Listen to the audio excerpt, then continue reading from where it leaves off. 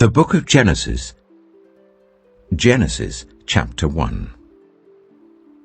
In the beginning, God created the heavens and the earth. Now the earth was formless and empty. Darkness was over the surface of the deep, and the Spirit of God was hovering over the waters. And God said, "Let there be light." And there was light. God saw that the light was good, and he separated the light from the darkness. God called the light day, and the darkness he called night. And there was evening and there was morning, the first day. And God said, "Let there be a vault between the waters to separate water from water."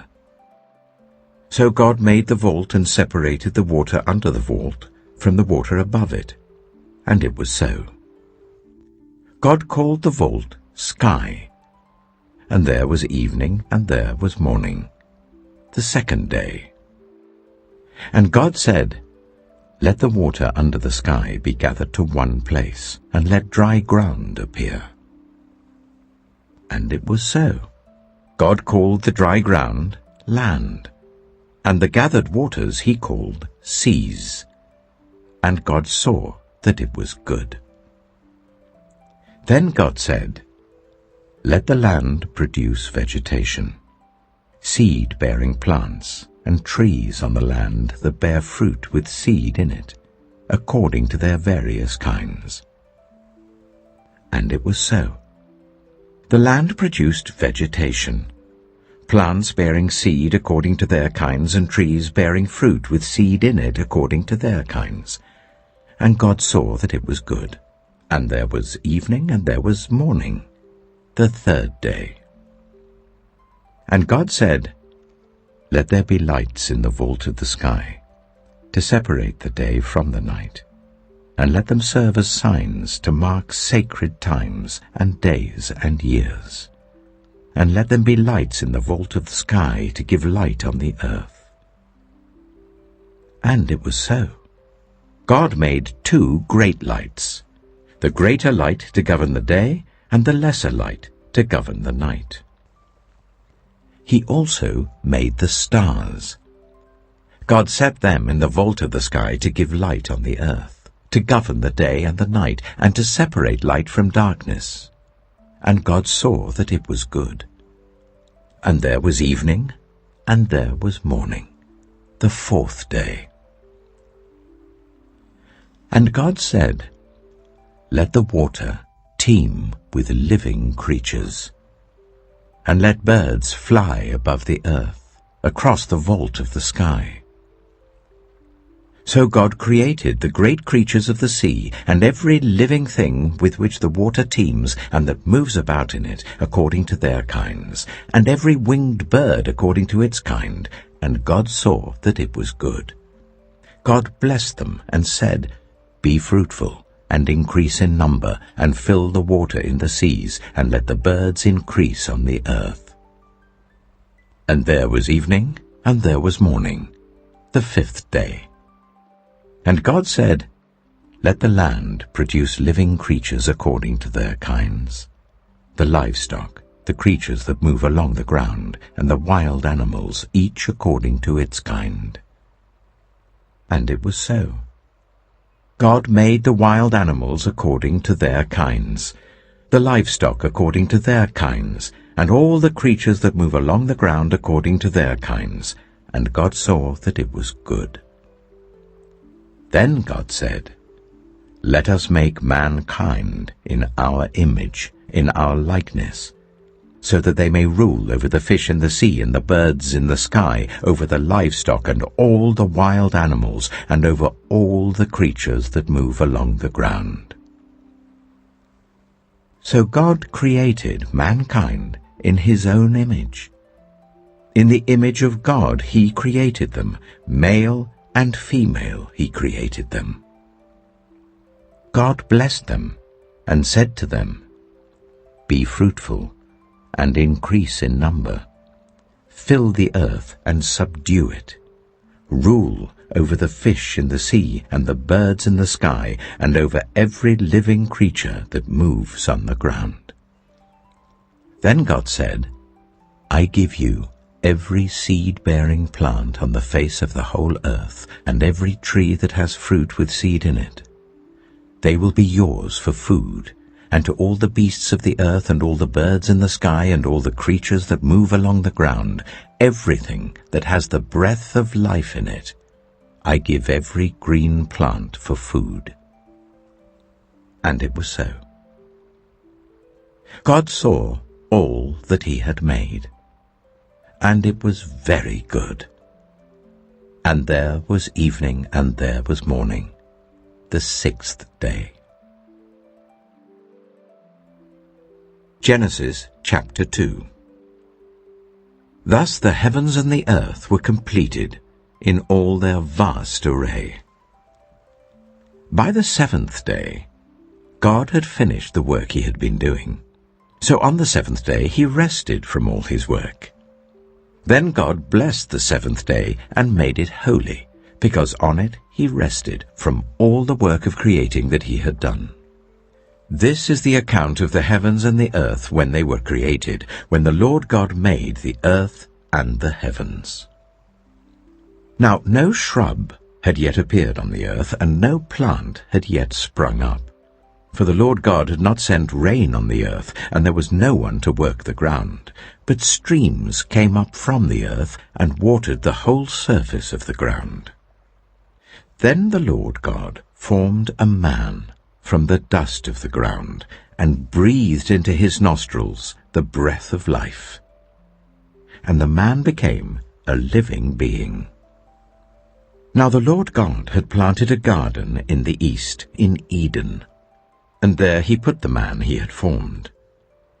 The Lord God made all kinds of trees grow out of the ground, trees that were pleasing to the eye and good for food. In the middle of the garden were the tree of life and the tree of the knowledge of good and evil. A river watering the garden flowed from Eden. From there it was separated into 4 headwaters. The name of the first is the Pishon. It winds through the entire land of Havilah, where there is gold. The gold of that land is good. Aromatic resin and onyx are also there. The name of the second river is the Gihon. It winds through the entire land of Cush. The name of the third river is the Tigris.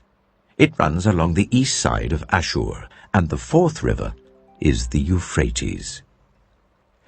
The Lord God took the man and put him in the Garden of Eden to work it and take care of it. And the Lord God commanded the man, You are free to eat from any tree in the garden, but you must not eat from the tree of the knowledge of good and evil, for when you eat from it, you will certainly die. The Lord God said, It is not good for the man to be alone. I will make a helper suitable for him. Now the Lord God had formed out of the ground all the wild animals and all the birds in the sky. He brought them to the man to see what he would name them, and whatever the man called each living creature, that was its name. So the man gave names to all the livestock, the birds in the sky, and all the wild animals. But for Adam no suitable helper was found. So the Lord God caused the man to fall into a deep sleep. And while he was sleeping, he took one of the man's ribs and then closed up the place with flesh. Then the Lord God made a woman from the rib he had taken out of the man, and he brought her to the man. The man said, This is now bone of my bones and flesh of my flesh. She shall be called woman, for she was taken out of man. That is why a man leaves his father and mother and is united to his wife, and they become one flesh. Adam and his wife were both naked, and they felt no shame. Genesis chapter 3. Now the snake was more crafty than any of the wild animals the Lord God had made. He said to the woman, Did God really say, You must not eat from any tree in the garden?" The woman said to the snake, "We may eat fruit from the trees in the garden, but God did say, 'You must not eat fruit from the tree that is in the middle of the garden, and you must not touch it, or you will die.'" "You will not certainly die," the snake said to the woman. "For God knows that when you eat from it, your eyes will be opened, and you will be like God, knowing good and evil." When the woman saw that the fruit of the tree was good for food and pleasing to the eye, and also desirable for gaining wisdom, she took some and ate it.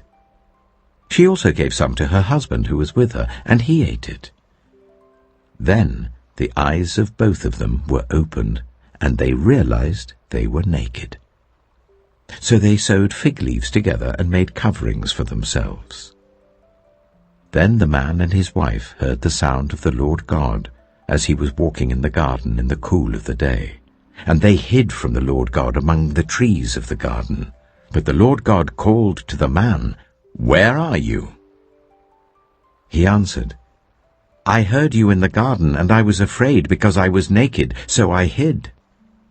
And he said, "Who told you that you were naked? Have you eaten from the tree that I commanded you not to eat from?" The man said, "The woman you put here with me, she gave me some fruit from the tree, and I ate it." Then the Lord God said to the woman, "What is this you have done?"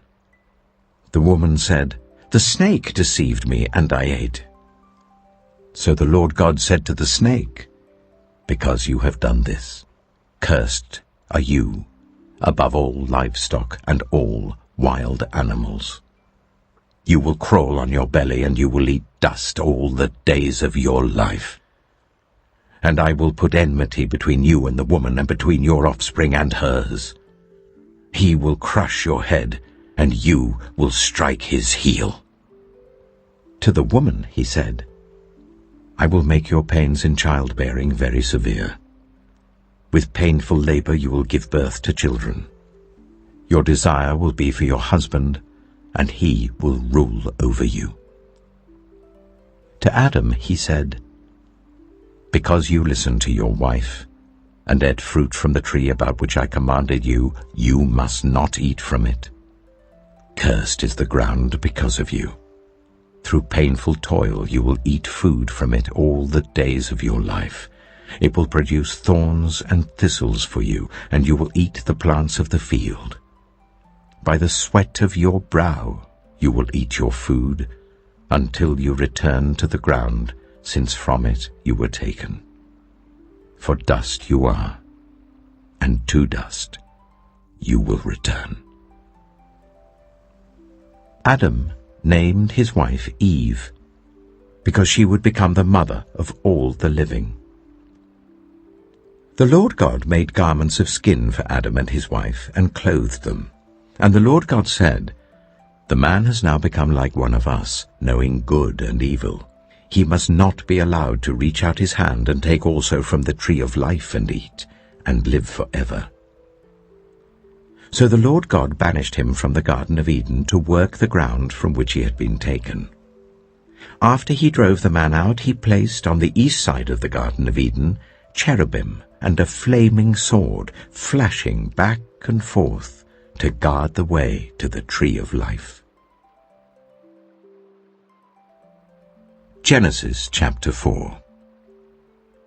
Adam made love to his wife Eve, and she became pregnant and gave birth to Cain. She said, "With the help of the Lord I have brought forth a man." Later she gave birth to his brother Abel. Now Abel kept flocks, and Cain worked the soil.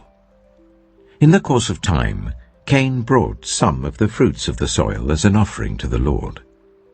But Abel also brought an offering, fat portions from some of the firstborn of his flock.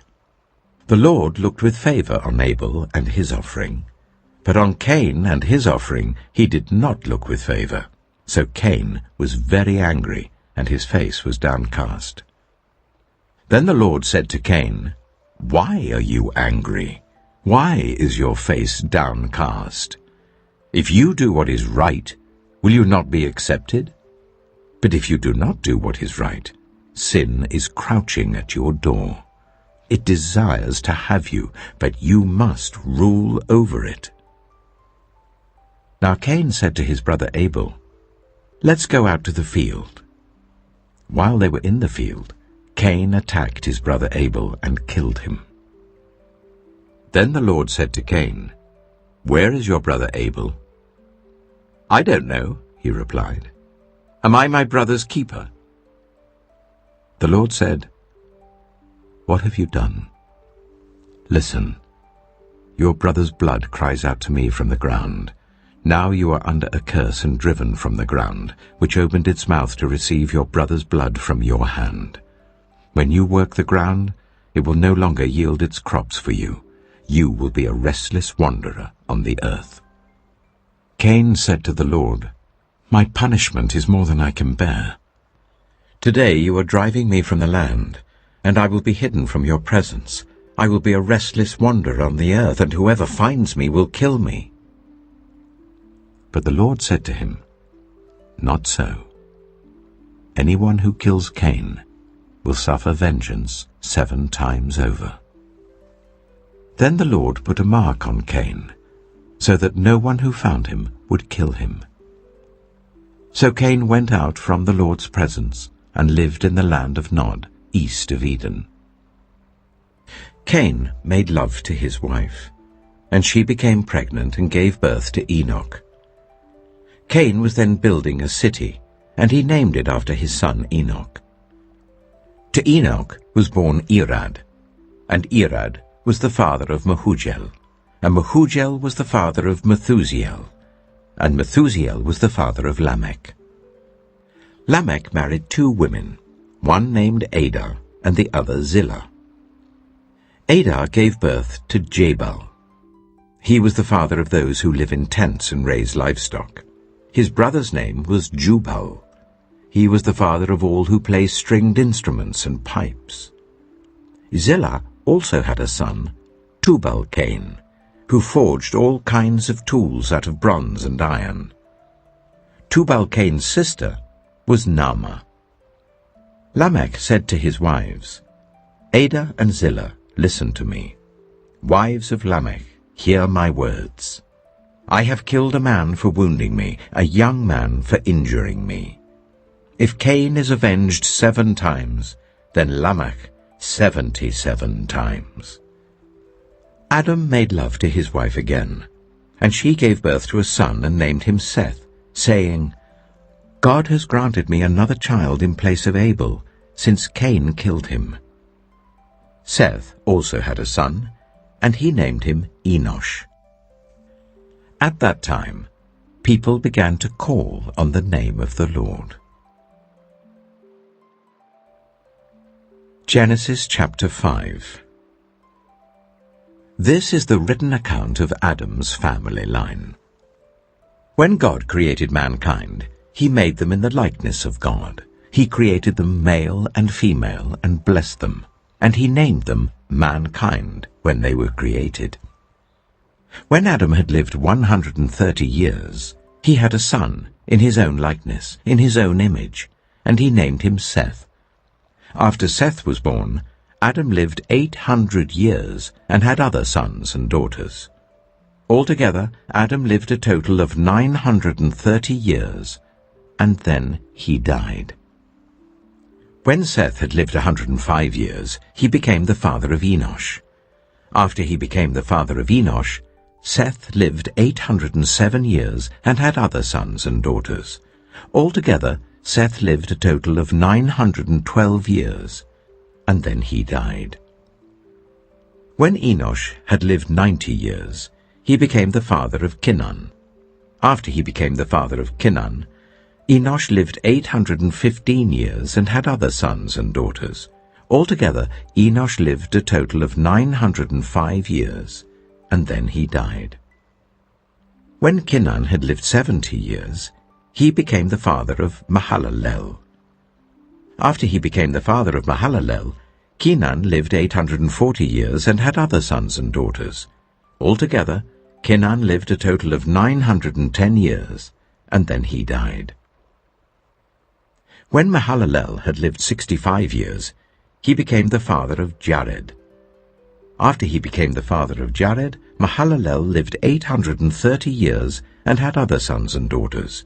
Altogether, Mahalalel lived a total of 895 years, and then he died. When Jared had lived 162 years, he became the father of Enoch. After he became the father of Enoch, Jared lived 800 years and had other sons and daughters. Altogether, Jared lived a total of 962 years, and then he died. When Enoch had lived 65 years, he became the father of Methuselah. After he became the father of Methuselah, Enoch walked faithfully with God 300 years and had other sons and daughters. Altogether, Enoch lived a total of 365 years. Enoch walked faithfully with God. Then he was no more, because God took him away. When Methuselah had lived 187 years, he became the father of Lamech. After he became the father of Lamech, Methuselah lived 782 years and had other sons and daughters. Altogether, Methuselah lived a total of 969 years, and then he died. When Lamech had lived 182 years, he had a son. He named him Noah, and said, "He will comfort us in the labor and painful toil of our hands, caused by the ground the Lord has cursed." After Noah was born, Lamech lived 595 years and had other sons and daughters.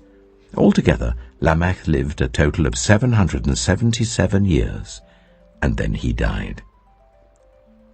After Noah was 500 years old, he became the father of Shem, Ham, and Japheth.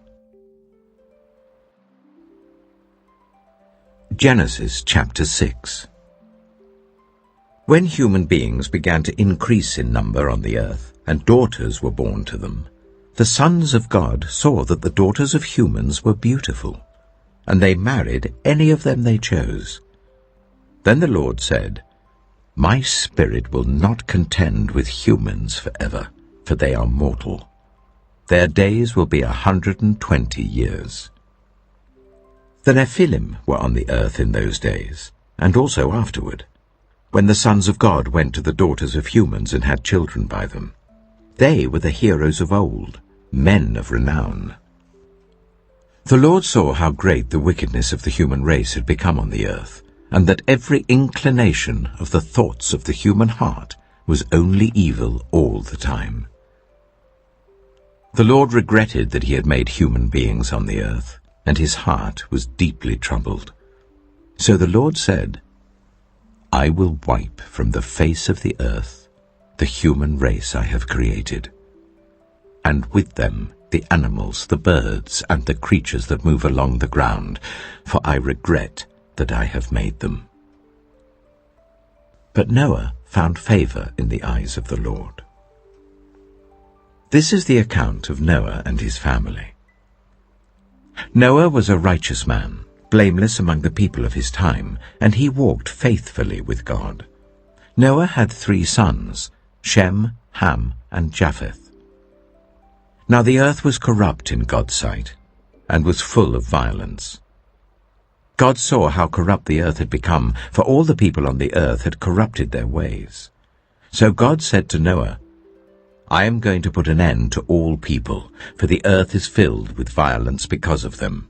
I am surely going to destroy both them and the earth. So make yourself an ark of cypress wood, make rooms in it, and coat it with pitch inside and out. This is how you are to build it. The ark is to be 300 cubits long, 50 cubits wide, and 30 cubits high. Make a roof for it, leaving below the roof an opening 1 cubit high all around. Put a door in the side of the ark, and make lower, middle, and upper decks. I'm going to bring floodwaters on the earth to destroy all life under the heavens, every creature that has the breath of life in it. Everything on earth will perish. But I will establish my covenant with you, and you will enter the ark, you and your sons and your wife and your sons' wives with you. You are to bring into the ark 2 of all living creatures, male and female, to keep them alive with you, 2 of every kind of bird, of every kind of animal, and of every kind of creature that moves along the ground will come to you to be kept alive. You are to take every kind of food that is to be eaten and store it away as food for you and for them. Noah did everything just as God commanded him. Genesis chapter 7. The Lord then said to Noah, "Go into the ark, you and your whole family, because I have found you righteous in this generation. Take with you 7 pairs of every kind of clean animal, a male and its mate, and 1 pair of every kind of unclean animal, a male and its mate. And also 7 pairs of every kind of bird, male and female, to keep their various kinds alive throughout the earth. 7 days from now I will send rain on the earth for 40 days and 40 nights, and I will wipe from the face of the earth every living creature I have made." And Noah did all that the Lord commanded him. Noah was 600 years old when the floodwaters came on the earth. And Noah and his sons and his wife and his sons' wives entered the ark to escape the waters of the flood. Pairs of clean and unclean animals, of birds and of all the creatures that move along the ground, male and female, came to Noah and entered the ark, as God had commanded Noah. And after the 7 days, the floodwaters came on the earth. In the 600th year of Noah's life, on the 17th day of the 2nd month, on that day, all the springs of the great deep burst forth, and the floodgates of the heavens were opened, and rain fell on the earth 40 days and 40 nights. On that very day, Noah and his sons, Shem, Ham, and Japheth, together with his wife and the wives of his 3 sons, entered the ark. They had with them every wild animal according to its kind, all livestock according to their kinds, every creature that moves along the ground according to its kind, and every bird according to its kind, everything with wings. Pairs of all creatures that have the breath of life in them came to Noah and entered the ark. The animals going in were male and female of every living thing, as God had commanded Noah. Then the Lord shut him in. For 40 days the flood kept coming on the earth. And as the waters increased, they lifted the ark high above the earth. The waters rose and increased greatly on the earth, and the ark floated on the surface of the water. They rose greatly on the earth, and all the high mountains under the entire heavens were covered. The waters rose and covered the mountains to a depth of more than 15 cubits. Every living thing that moved on land perished. Birds, livestock, wild animals, all the creatures that swarm over the earth, and all mankind. Everything on dry land that had the breath of life in its nostrils died. Every living thing on the face of the earth was wiped out, people and animals and the creatures that move along the ground, and the birds were wiped from the earth. Only Noah was left, and those with him in the ark. The waters flooded the earth for 150 days. Genesis chapter 8. But God remembered Noah and all the wild animals and the livestock that were with him in the ark. And he sent a wind over the earth, and the waters receded.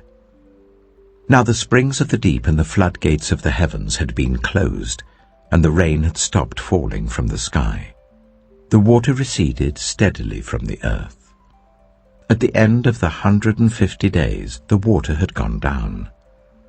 And on the 17th day of the 7th month, the ark came to rest on the mountains of Ararat. The waters continued to recede until the 10th month, and on the first day of the 10th month, the tops of the mountains became visible.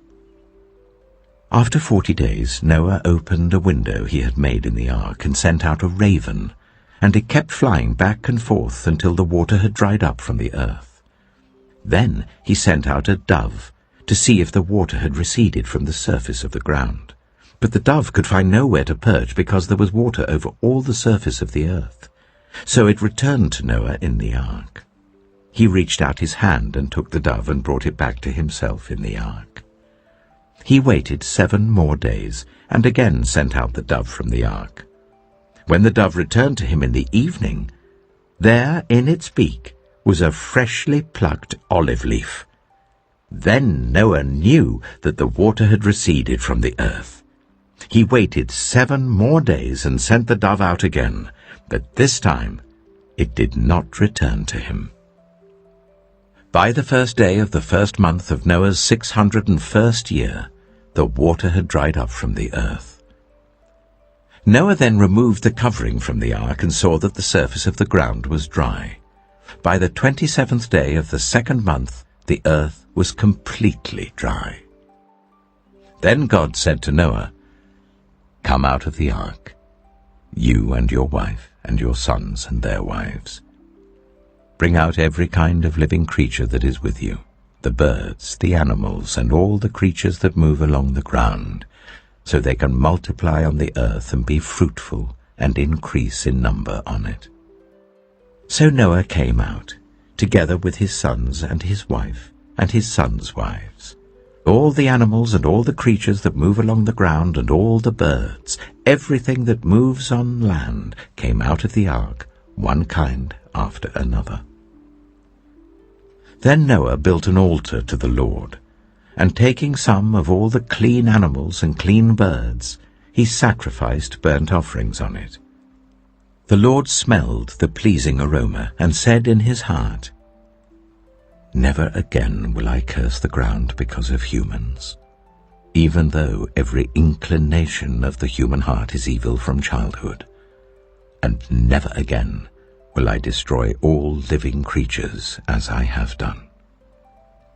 As long as the earth endures, seed time and harvest, cold and heat, summer and winter, day and night, will never cease." Genesis chapter 9. Then God blessed Noah and his sons, saying to them, "Be fruitful and increase in number and fill the earth. The fear and dread of you will fall on all the beasts of the earth and on all the birds in the sky, on every creature that moves along the ground and on all the fish in the sea. They are given into your hands. Everything that lives and moves about will be food for you. Just as I gave you the green plants, I now give you everything. But you must not eat meat that has its lifeblood still in it. And for your lifeblood I will surely demand an accounting. I will demand an accounting from every animal, and from each human being too I will demand an accounting for the life of another human being. Whoever sheds human blood by humans, shall their blood be shed. For in the image of God has God made mankind. As for you, be fruitful and increase in number. Multiply on the earth and increase upon it." Then God said to Noah and to his sons with him, "I now establish my covenant with you and with your descendants after you, and with every living creature that was with you, the birds, the livestock, and all the wild animals, all those that came out of the ark with you, every living creature on earth. I establish my covenant with you. Never again will all life be destroyed, by the waters of a flood. Never again will there be a flood to destroy the earth. And God said, "This is the sign of the covenant I am making between me and you and every living creature with you, a covenant for all generations to come.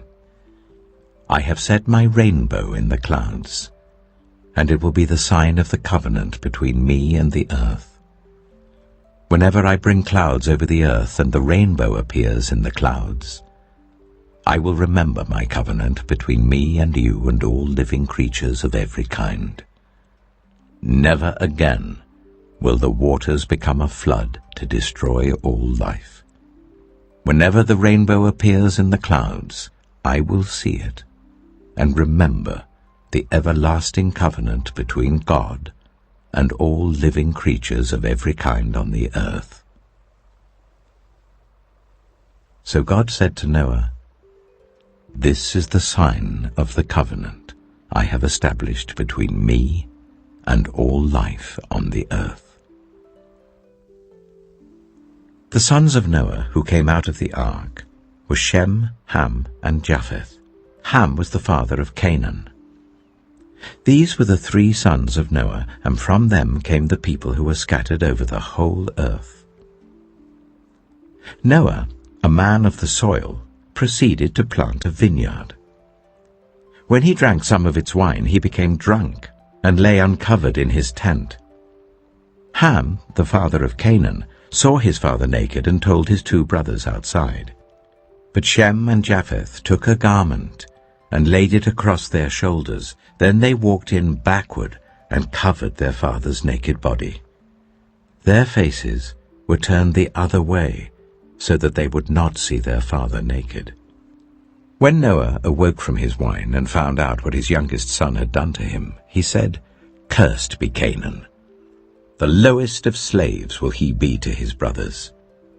He also said, "Praise be to the Lord, the God of Shem. May Canaan be the slave of Shem. May God extend Japheth's territory. May Japheth live in the tents of Shem, and may Canaan be the slave of Japheth." After the flood, Noah lived 350 years. Noah lived a total of 950 years, and then he died. Genesis chapter 10. This is the account of Shem, Ham, and Japheth, Noah's sons, who themselves had sons after the flood. The sons of Japheth: Gomer, Magog, Madai, Javan, Tubal, Meshach, and Tyras. The sons of Gomer: Ashkenaz, Riphath, and Togarmah. The sons of Javan: Elisha, Tarshish, the Kittites, and the Rodanites. From these the maritime peoples spread out into their territories by their clans within their nations, each with its own language. The sons of Ham: Cush, Egypt, Put, and Canaan. The sons of Cush: Seba, Havilah, Sabta, Reamah, and Sabtika. The sons of Reamah: Sheba and Dedan. Cush was the father of Nimrod, who became a mighty warrior on the earth. He was a mighty hunter before the Lord. That is why it is said, like Nimrod, a mighty hunter before the Lord. The first centers of his kingdom were Babylon, Uruk, Akkad, and Calnu in Shinar. From that land he went to Assyria, where he built Nineveh, Rehoboth, Calah, and Resen, which is between Nineveh and Calah, which is the great city. Egypt was the father of the Ludites, Anamites, Lehabites, Naphtuhites, Pathrusites, Casluhites, from whom the Philistines came, and Caphtorites. Canaan was the father of Sidon his firstborn, and of the Hittites, Jebusites, Amorites, Girgashites, Hivites, Archites, Sinites, Arvadites, Zemarites, and Hamathites. Later the Canaanites' clans scattered, And the borders of Canaan reached from Sidon towards Gerar as far as Gaza, and then toward Sodom, Gomorrah, Admah, and Zeboim as far as Lasha. These are the sons of Ham by their clans and languages, in their territories and nations. Sons were also born to Shem, whose older brother was Japheth. Shem was the ancestor of all the sons of Eber. The sons of Shem: Elam, Ashur, Arphaxad, Lud, and Aram. The sons of Aram: Az, Hul, Gether, and Meshech. Arphaxad was the father of Shelah, and Shelah the father of Eber. 2 sons were born to Eber. One was named Peleg, because in his time the earth was divided. His brother was named Joktan. Joktan was the father of Almodad, Sheleph, Hazamepheth, Jirah, Hadoram, Uzal, Dilah, Obal, Abimael, Sheba, Ophir, Havilah, and Jobab. All these were sons of Joktan. The region where they lived stretched from Mesha towards Sephah in the eastern hill country. These are the sons of Shem by their clans and languages, in their territories and nations. These are the clans of Noah's sons, according to their lines of descent within their nations. From these, the nations spread out over the earth after the flood. Genesis chapter 11. Now the whole world had one language and a common speech. As people moved eastward, they found a plain in Shinar and settled there. They said to each other, "Come, let's make bricks and bake them thoroughly." They used brick instead of stone and bitumen for mortar. Then they said, "Come, let us build ourselves a city with a tower that reaches to the heavens, so that we may make a name for ourselves. Otherwise we will be scattered over the face of the whole earth." But the Lord came down to see the city and the tower the people were building. The Lord said, "If as one people speaking the same language they have begun to do this, then nothing they plan to do will be impossible for them. Come, let us go down and confuse their language, so they will not understand each other." So the Lord scattered them from there over all the earth, and they stopped building the city. That is why it was called Babel, because there the Lord confused the language of the whole world. From there the Lord scattered them over the face of the whole earth. This is the account of Shem's family line. 2 years after the flood, when Shem was 100 years old, he became the father of Arphaxad. And after he became the father of Arphaxad, Shem lived 500 years and had other sons and daughters. When Arphaxad had lived 35 years, he became the father of Shelah. And after he became the father of Shelah, Arphaxad lived 403 years and had other sons and daughters. When Shelah had lived 30 years, he became the father of Eber. And after he became the father of Eber, Shelah lived 403 years and had other sons and daughters. When Eber had lived 34 years, he became the father of Peleg. And after he became the father of Peleg, Eber lived 430 years and had other sons and daughters. When Peleg had lived 30 years, he became the father of Reu. And after he became the father of Reu, Peleg lived 209 years and had other sons and daughters. When Reu had lived 32 years, he became the father of Serug. And after he became the father of Serug, Reu lived 207 years and had other sons and daughters. When Serug had lived 30 years, he became the father of Nahor. And after he became the father of Nahor, Serug lived 200 years and had other sons and daughters. When Nahor had lived 29 years, he became the father of Terah. And after he became the father of Terah, Nahor lived 119 years and had other sons and daughters. After Terah had lived 70 years, he became the father of Abram, Nahor, and Haran. This is the account of Terah's family line. Terah became the father of Abram, Nahor, and Haran. And Haran became the father of Lot. While his father Terah was still alive, Haran died in Ur of the Chaldeans in the land of his birth. Abram and Nahor both married. The name of Abram's wife was Sarai, and the name of Nahor's wife was Milcah. She was the daughter of Haran, the father of both Milcah and Iscah. Now Sarai was childless because she was not able to conceive. Terah took his son Abram, his grandson Lot, son of Haran, and his daughter-in-law Sarai, the wife of his son Abram, and together they set out from Ur of the Chaldeans to go to Canaan. But when they came to Haran, they settled there. Terah lived 205 years, and he died in Haran. Genesis chapter 12.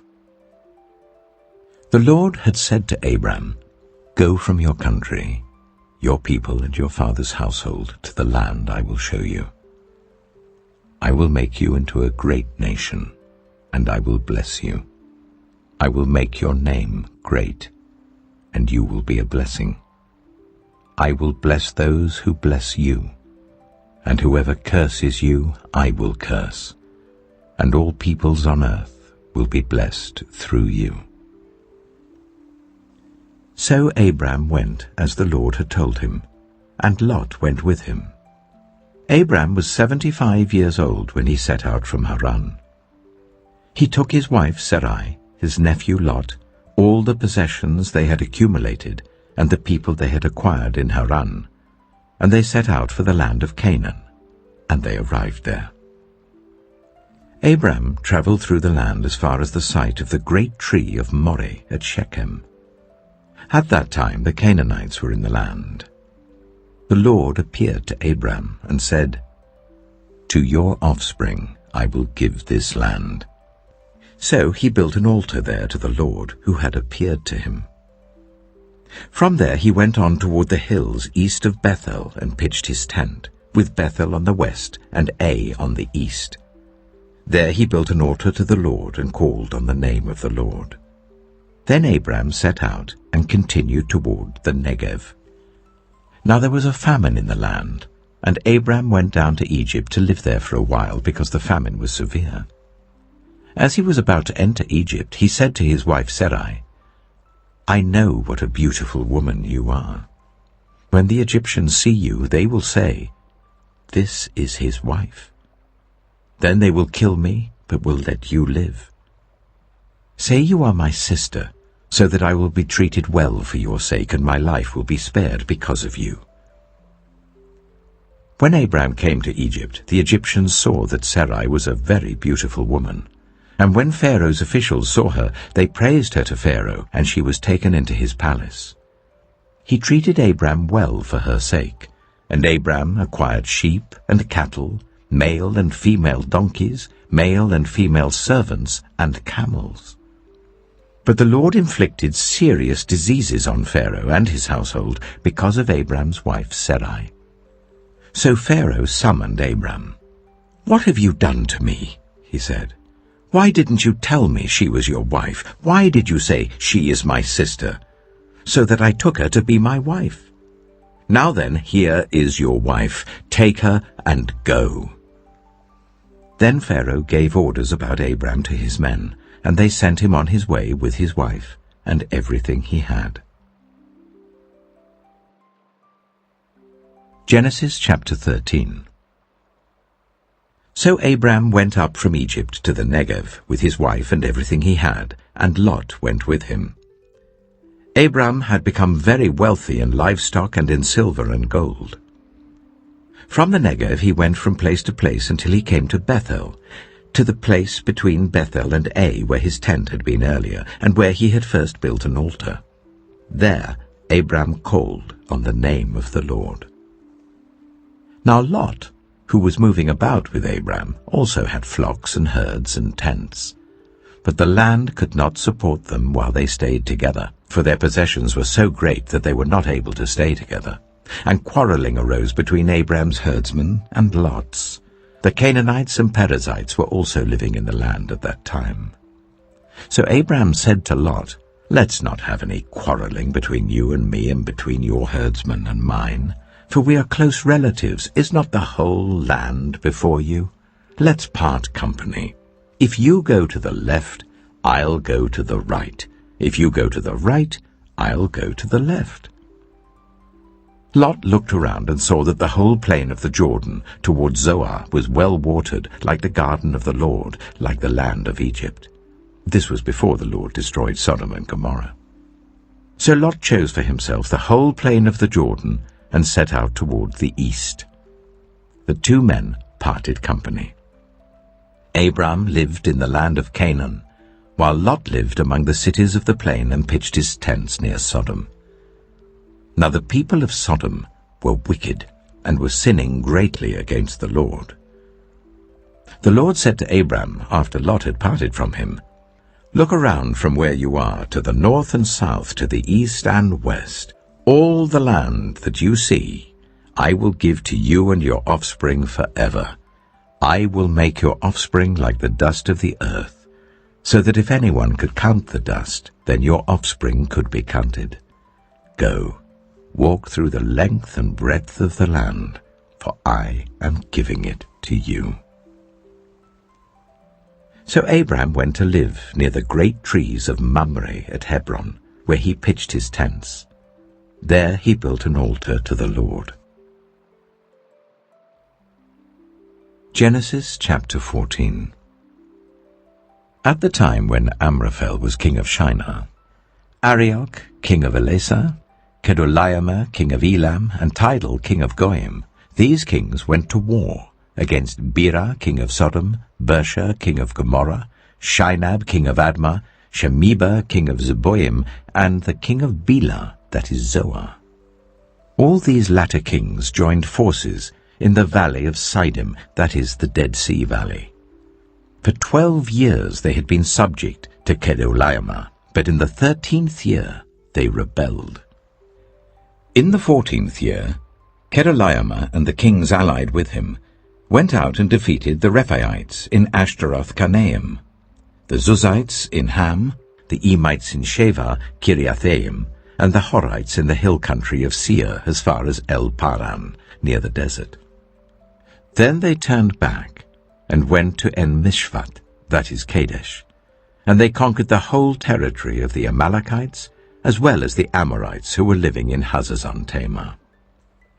Then the king of Sodom, the king of Gomorrah, the king of Admah, the king of Zeboim, and the king of Bela, that is Zoar, marched out and drew up their battle lines in the valley of Siddim against Kedorlaomer, king of Elam, Tidal, king of Goim, Amraphel, king of Shinar, and Arioch, king of Elasar, 4 kings against 5.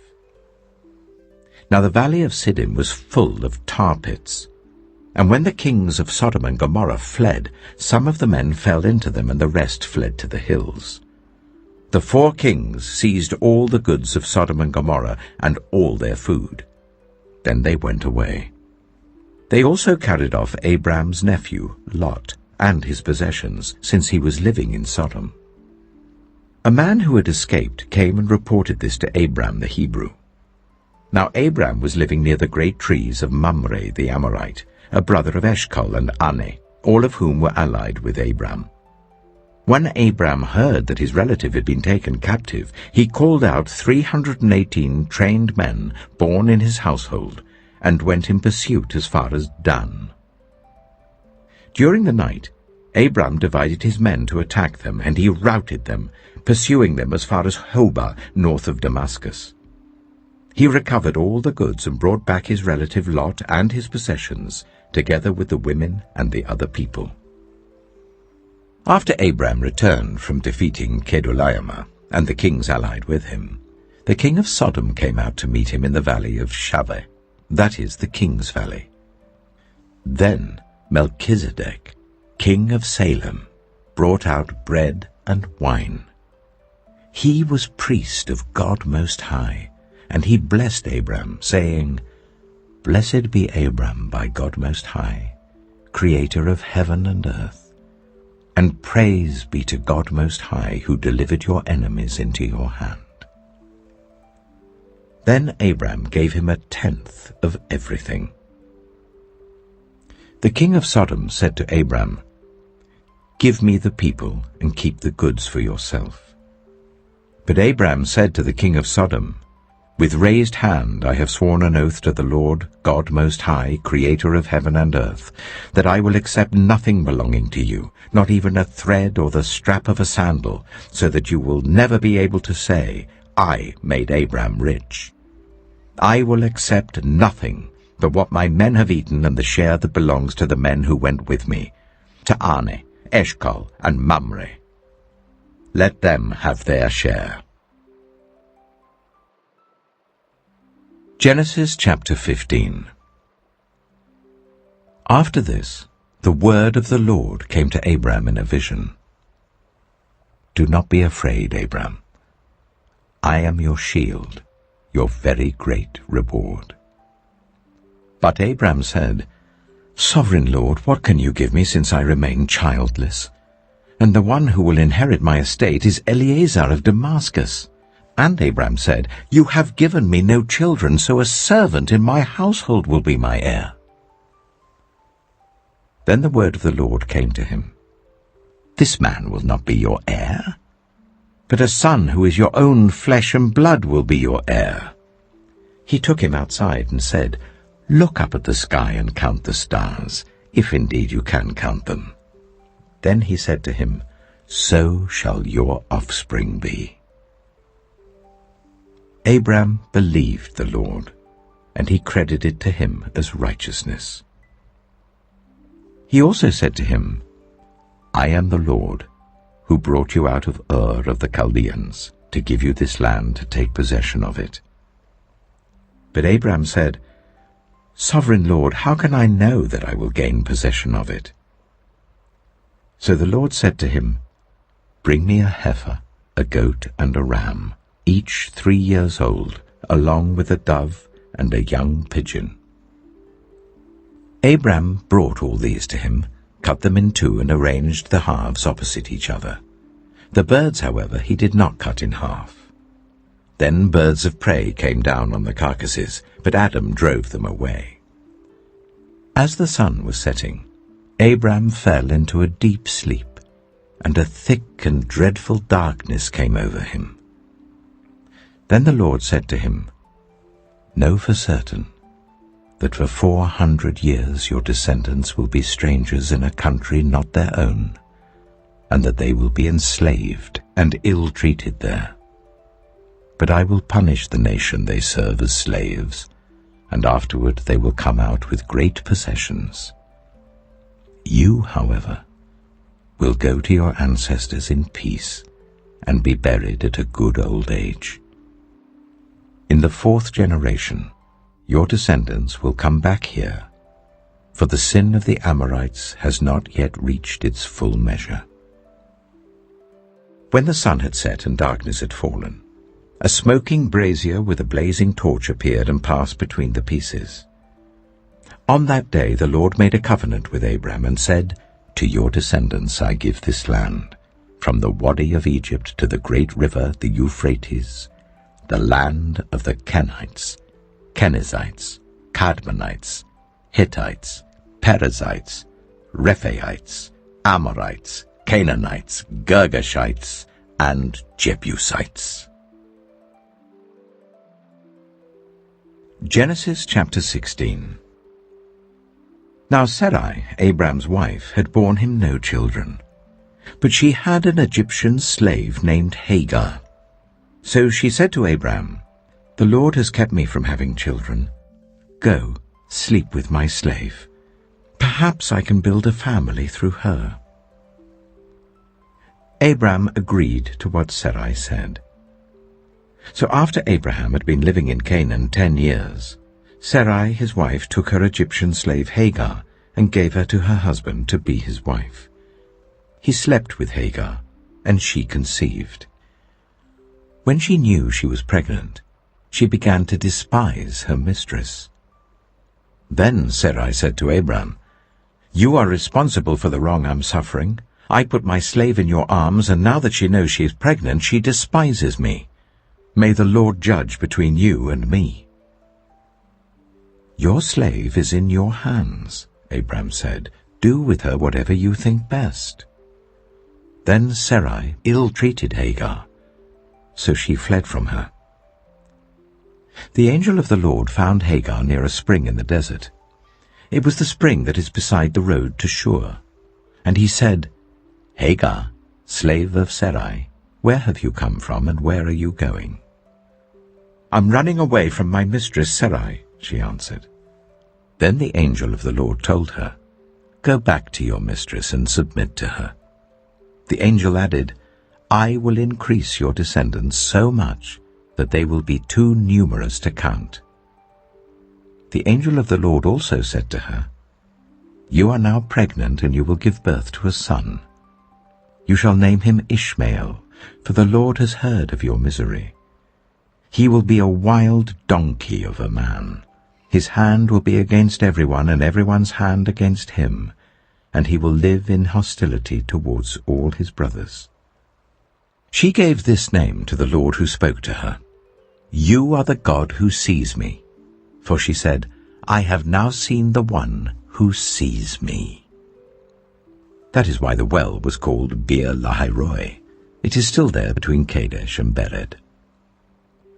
So Hagar bore Abram a son, and Abram gave the name Ishmael to the son she had borne. Abram was 86 years old when Hagar bore him Ishmael. Genesis chapter 17. When Abram was 99 years old, the Lord appeared to him and said, "I am God Almighty. Walk before me faithfully and be blameless. Then I will make my covenant between me and you, and will greatly increase your numbers." Abram fell face down, and God said to him, "As for me, this is my covenant with you. You will be the father of many nations. No longer will you be called Abram. Your name will be Abraham. For I have made you a father of many nations. I will make you very fruitful. I will make nations of you, and kings will come from you. I will establish my covenant as an everlasting covenant between me and you and your descendants after you for the generations to come, to be your God and the God of your descendants after you. The whole land of Canaan, where you now reside as a foreigner, I will give as an everlasting possession to you and your descendants after you, and I will be their God." Then God said to Abraham, "As for you, you must keep my covenant, you and your descendants after you for the generations to come. This is my covenant with you and your descendants after you, the covenant you are to keep. Every male among you shall be circumcised. You are to undergo circumcision, and it will be the sign of the covenant between me and you. For the generations to come, every male among you who is 8 days old must be circumcised, including those born in your household or bought with money from a foreigner. Those who are not your offspring, whether born in your household or bought with your money, they must be circumcised. My covenant in your flesh is to be an everlasting covenant. Any uncircumcised male who has not been circumcised in the flesh will be cut off from his people. He has broken my covenant." God also said to Abraham, "As for Sarai your wife, you are no longer to call her Sarai. Her name will be Sarah. I will bless her and will surely give you a son by her. I will bless her, so she will be the mother of nations. Kings of peoples will come from her." Abraham fell face down. He laughed and said to himself, "Will a son be born to a man 100 years old? Will Sarah bear a child at the age of 90? And Abraham said to God, If only Ishmael might live under your blessing. Then God said, Yes, but your wife Sarah will bear you a son, and you will call him Isaac. I will establish my covenant with him as an everlasting covenant for his descendants after him. And as for Ishmael, I have heard you. I will surely bless him. I will make him fruitful, and will greatly increase his numbers. He will be the father of 12 rulers, and I will make him into a great nation. But my covenant I will establish with Isaac, whom Sarah will bear to you by this time next year. When he had finished speaking with Abraham, God went up from him. On that very day, Abraham took his son Ishmael, and all those born in his household or bought with his money, every male in his household, and circumcised them as God told him. Abraham was 99 years old when he was circumcised, and his son Ishmael was 13. Abraham and his son Ishmael were both circumcised on that very day, and every male in Abraham's household, including those born in his household or bought from a foreigner, was circumcised with him. Genesis chapter 18. The Lord appeared to Abraham near the great trees of Mamre, while he was sitting at the entrance to his tent in the heat of the day. Abraham looked up and saw 3 men standing nearby. When he saw them, he hurried from the entrance of his tent to meet them and bowed low to the ground. He said, If I have found favor in your eyes, my Lord, do not pass your servant by. Let a little water be brought, and then you may all wash your feet and rest under this tree.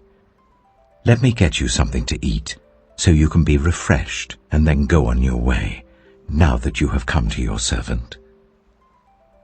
Very well, they answered. Do as you say. So Abraham hurried into the tent to Sarah. Quick, he said, get 3 seahs of the finest flour and knead it and bake some bread. Then he ran to the herd and selected a choice tender calf and gave it to a servant who hurried to prepare it.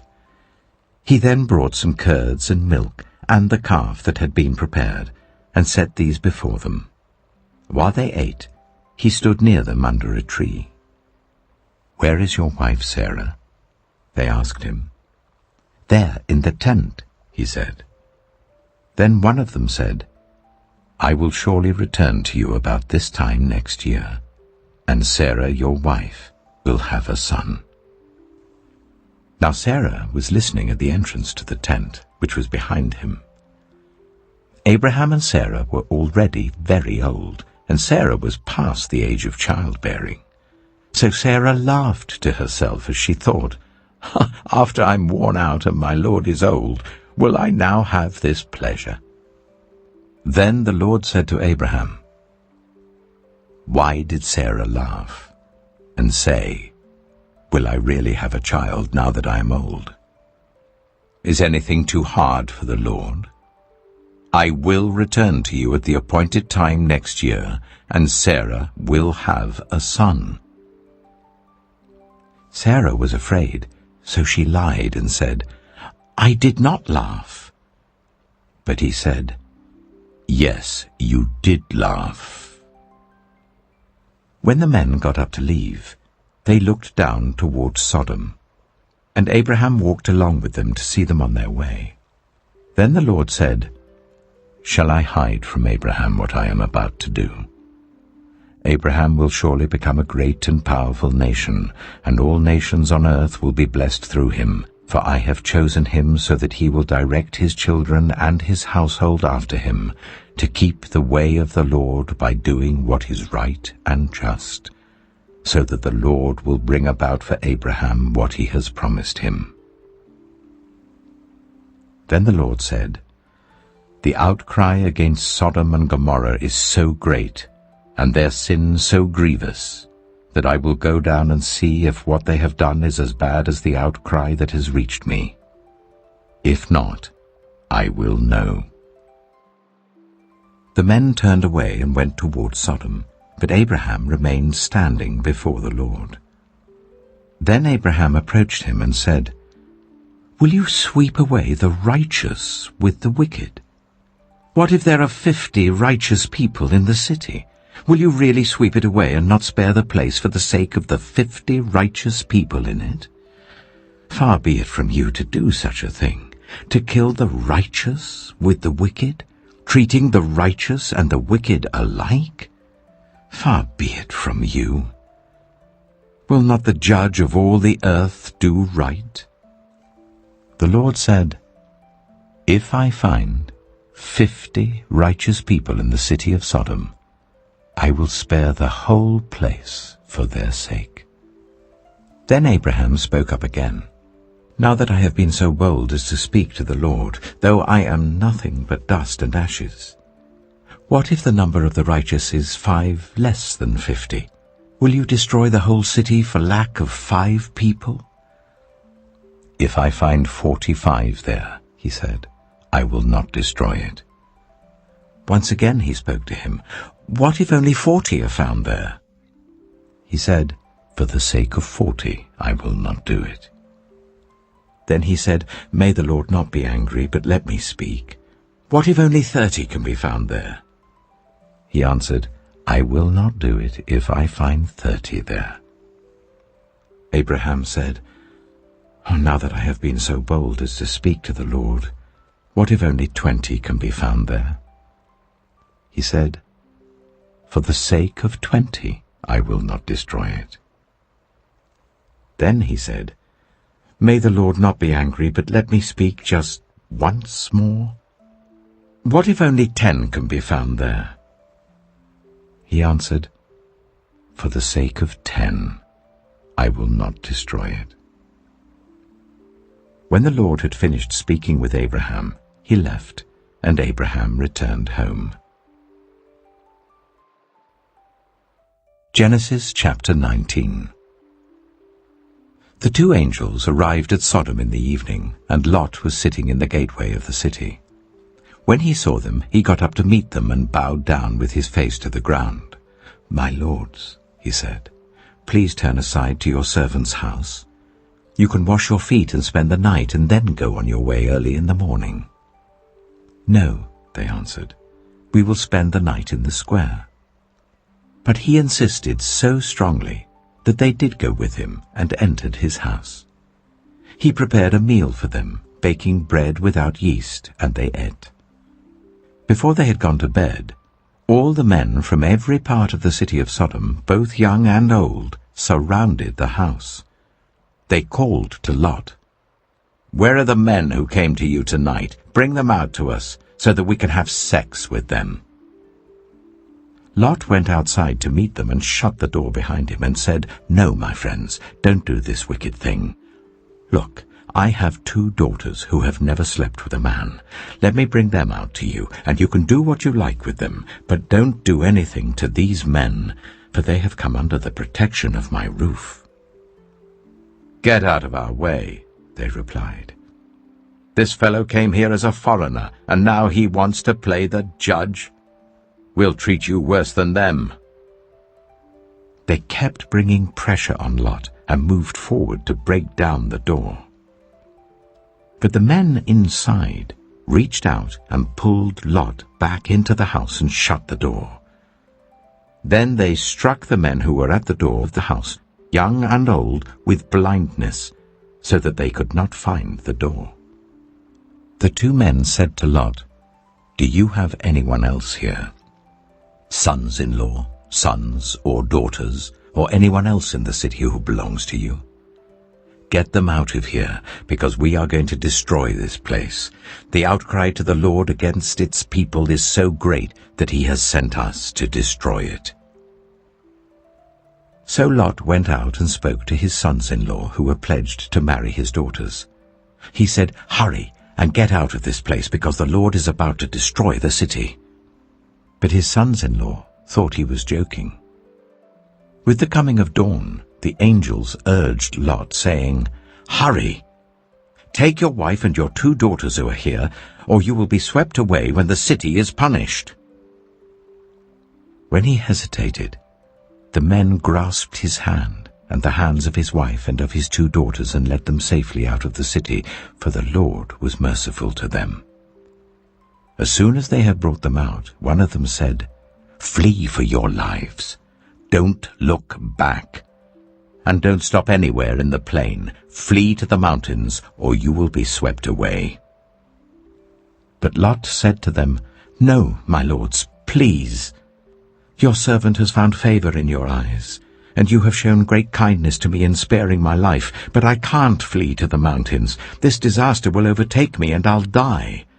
Look, here is a town near enough to run to, and it is small. Let me flee to it. It is very small, isn't it? Then my life will be spared." He said to him, "Very well. I will grant this request too.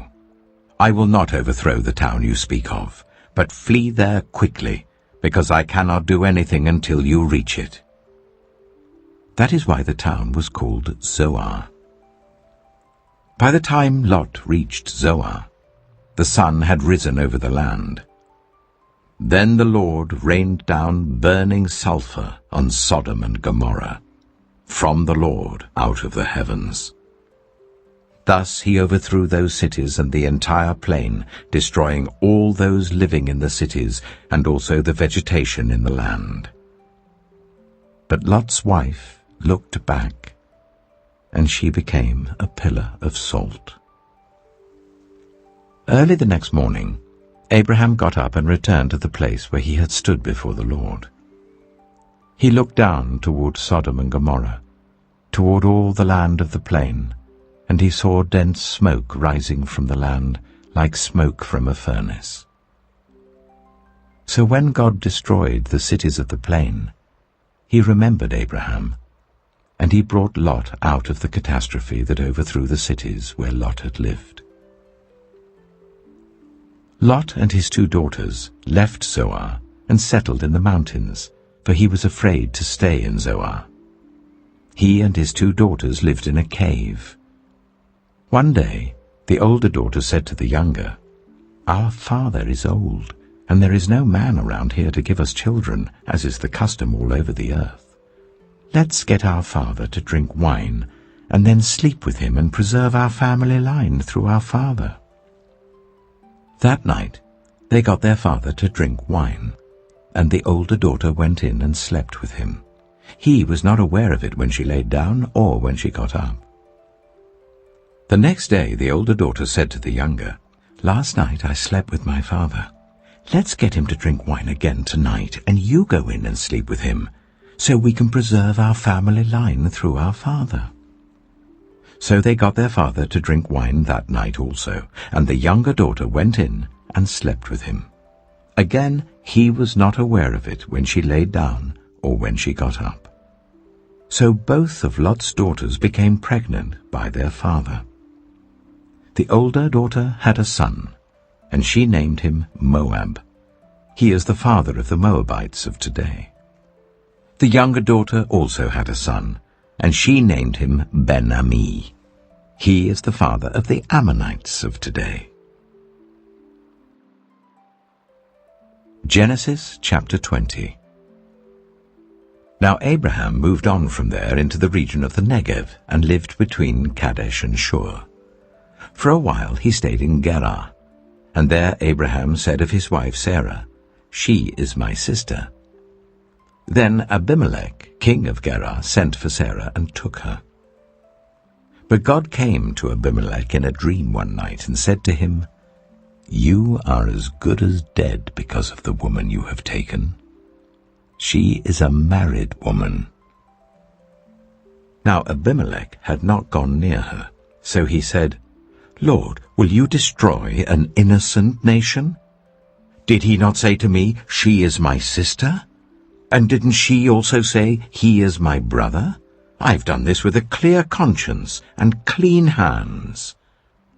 Then God said to him in the dream, "Yes, I know you did this with a clear conscience, and so I have kept you from sinning against me.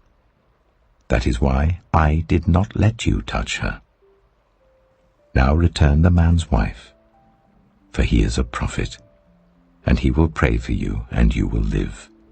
But if you do not return her, you may be sure that you and all who belong to you will die." Early the next morning, Abimelech summoned all his officials, and when he told them all that had happened, they were very much afraid. Then Abimelech called Abraham in and said, "What have you done to us? How have I wronged you that you have brought such guilt upon me and my kingdom? You have done things to me that should never be done." And Abimelech asked Abraham, "What was your reason for doing this?" Abraham replied, "I said to myself, 'There is surely no fear of God in this place, and they will kill me because of my wife. Besides, she really is my sister, the daughter of my father, though not of my mother, and she became my wife. And when God caused me to wander from my father's household, I said to her, This is how you can show your love to me. Everywhere we go, say of me, He is my brother.'" Then Abimelech brought sheep and cattle and male and female slaves and gave them to Abraham, and he returned Sarah his wife to him. And Abimelech said, "My land is before you. Live wherever you like." To Sarah he said, "I am giving your brother 1,000 shekels of silver. This is to cover the offense against you before all who are with you. You are completely vindicated." Then Abraham prayed to God, and God healed Abimelech, his wife, and his female slaves, so they could have children again. For the Lord had kept all the women in Abimelech's household from conceiving because of Abraham's wife Sarah. Genesis chapter 21. Now the Lord was gracious to Sarah, as he had said, and the Lord did for Sarah what he had promised. Sarah became pregnant and bore a son to Abraham in his old age, at the very time God had promised him. Abraham gave the name Isaac to the son Sarah bore him. When his son, Isaac, was 8 days old, Abraham circumcised him as God commanded him. Abraham was 100 years old when his son Isaac was born to him. Sarah said, "God has brought me laughter, and everyone who hears about this will laugh with me." And she added, "Who would have said to Abraham that Sarah would nurse children? Yet I have borne him a son in his old age." The child grew and was weaned, and on the day Isaac was weaned, Abraham held a great feast. But Sarah saw that the son whom Hagar the Egyptian had borne to Abraham was mocking, and she said to Abraham, "Get rid of that slave woman and her son, for that woman's son will never share in the inheritance with my son Isaac." The matter distressed Abraham greatly because it concerned his son. But God said to him, "Do not be so distressed about the boy and your slave woman. Listen to whatever Sarah tells you, because it is through Isaac that your offspring will be reckoned. I will make the son of the slave into a nation also, because he is your offspring." Early the next morning Abraham took some food and a skin of water and gave them to Hagar. He set them on her shoulders and then sent her off with the boy. She went on her way and wandered in the desert of Beersheba. When the water in the skin was gone, she put the boy under one of the bushes. Then she went off and sat down about a bow shot away, for she thought, "I cannot watch the boy die." And as she sat there, she began to sob. God heard the boy crying. And the angel of God called to Hagar from heaven and said to her, "What is the matter, Hagar? Do not be afraid. God has heard the boy crying as he lies there. Lift the boy up and take him by the hand, for I will make him into a great nation." Then God opened her eyes, and she saw a well of water. So she went and filled the skin with water and gave the boy a drink. God was with the boy as he grew up, He lived in the desert and became an archer. While he was living in the desert of Paran, his mother got a wife for him from Egypt. At that time, Abimelech and Phicol, the commander of his forces, said to Abraham, "God is with you in everything you do. Now swear to me here before God that you will not deal falsely with me or my children or my descendants. Show to me and the country where you now reside as a foreigner the same kindness I have shown to you." Abraham said, "I swear it." Then Abraham complained to Abimelech about a well of water that Abimelech's servants had seized. But Abimelech said, "I don't know who has done this. You did not tell me, and I heard about it only today." So Abraham brought sheep and cattle and gave them to Abimelech, and the two men made a treaty.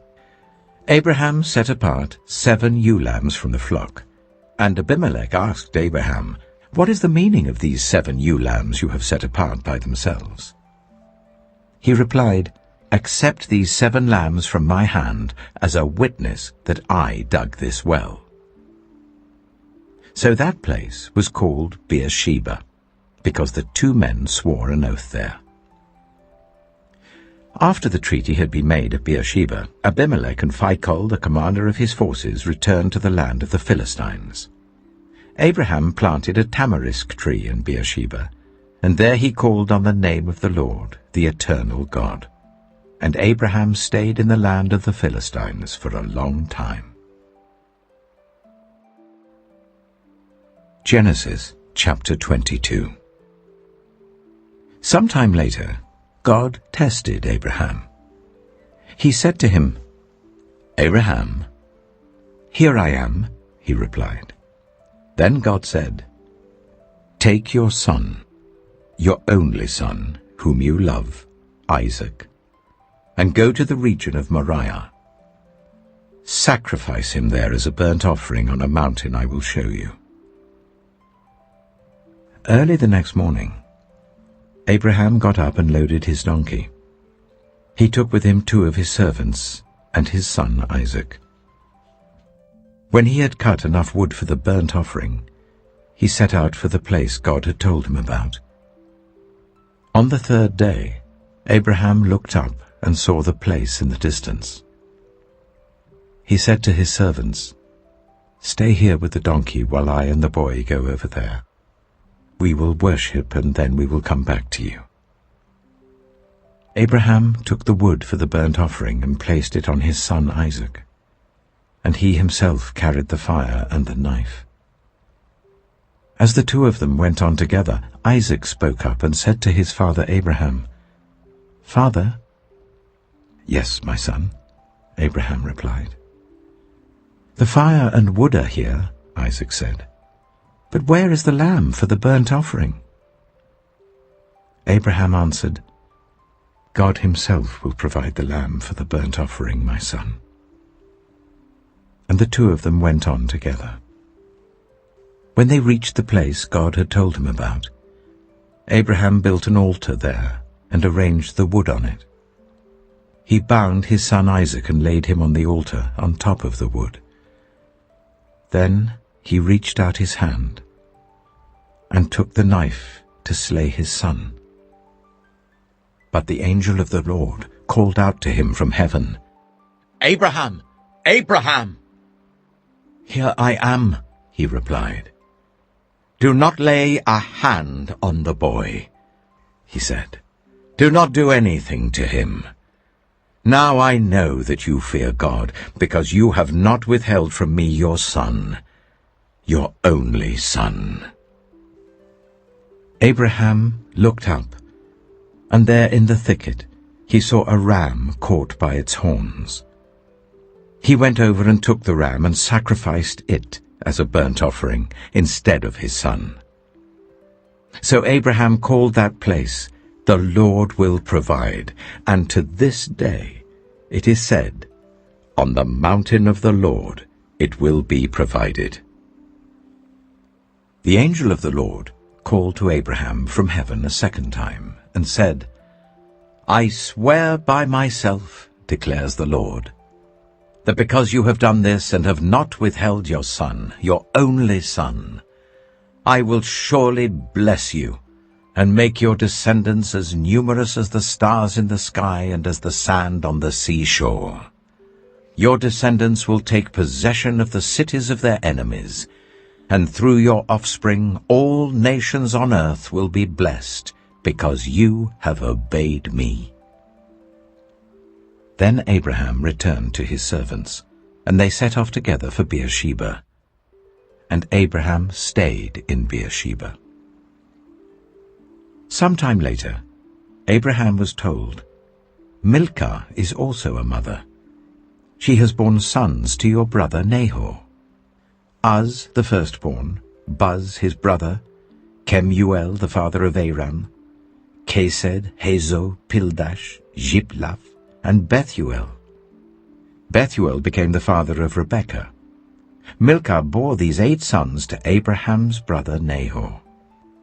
His concubine, whose name was Rumah, also had sons, Teba, Gaham, Tahash, and Maacah. Genesis chapter 23.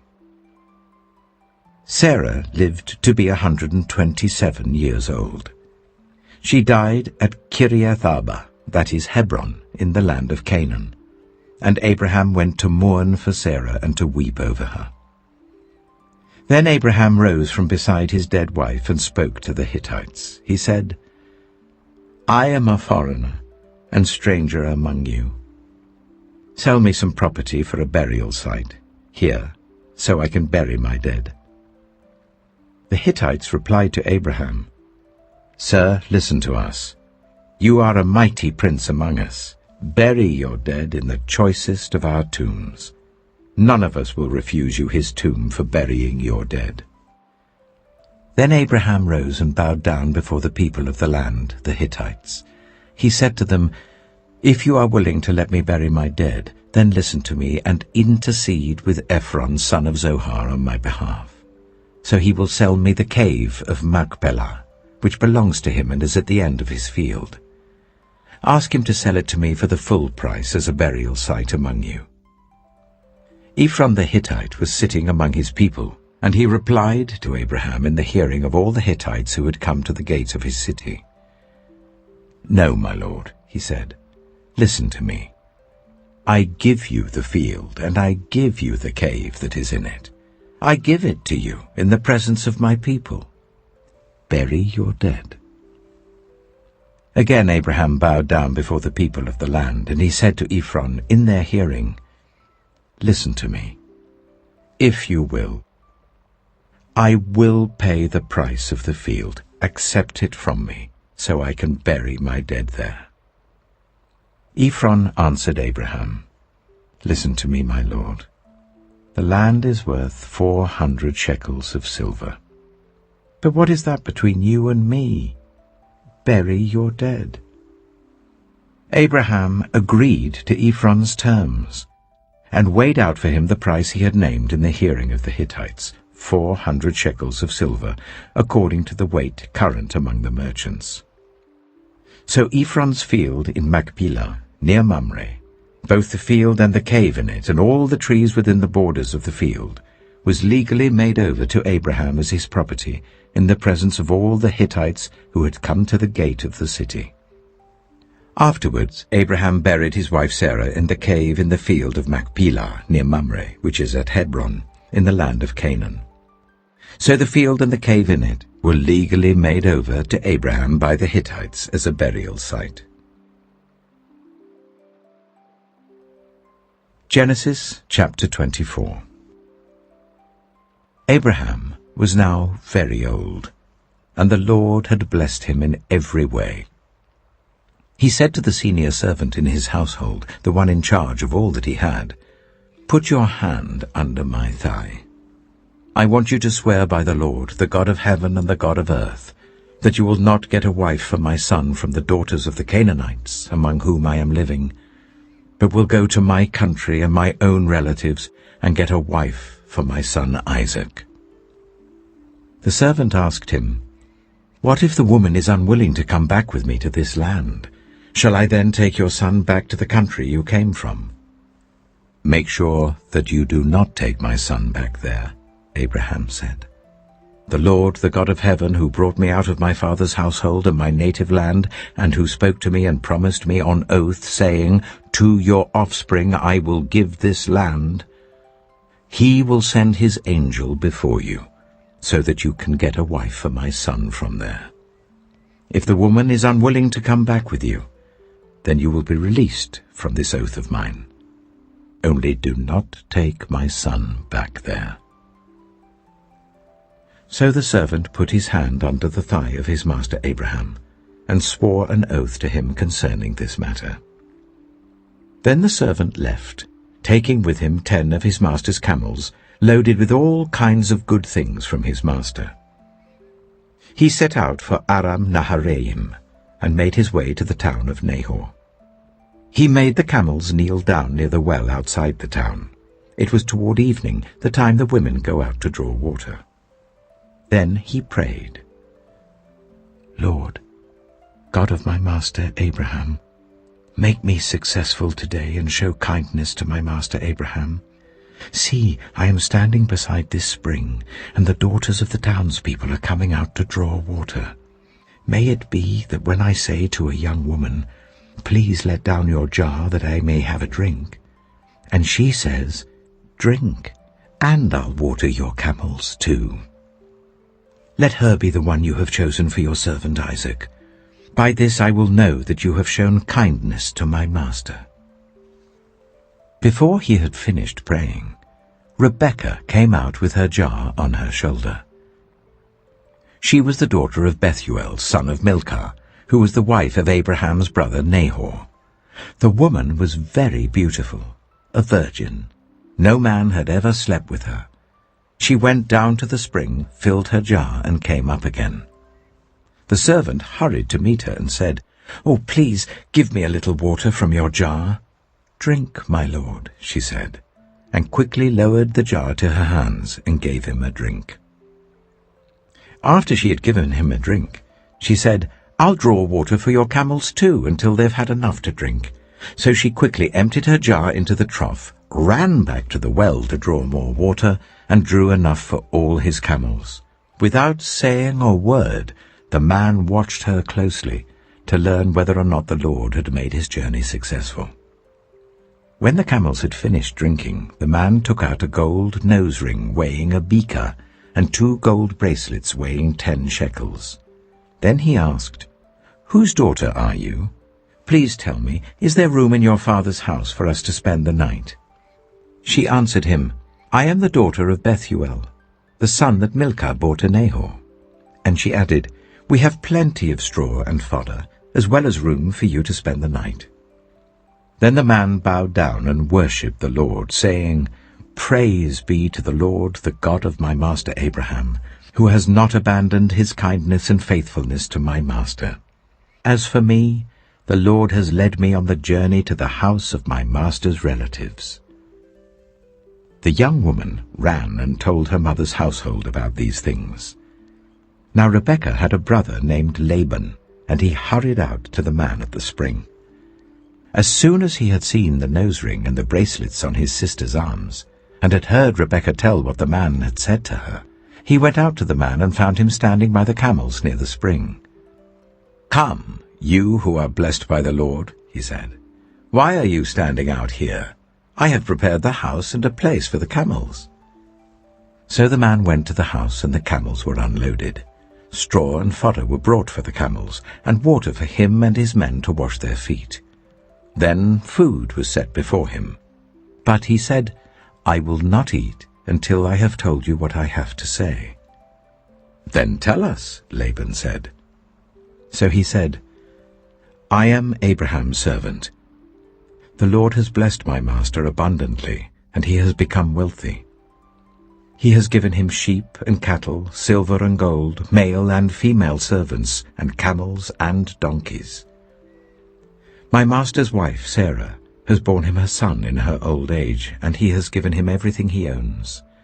And my master made me swear an oath and said, "You must not get a wife for my son from the daughters of the Canaanites in whose land I live, but go to my father's family, to my own clan, and get a wife for my son."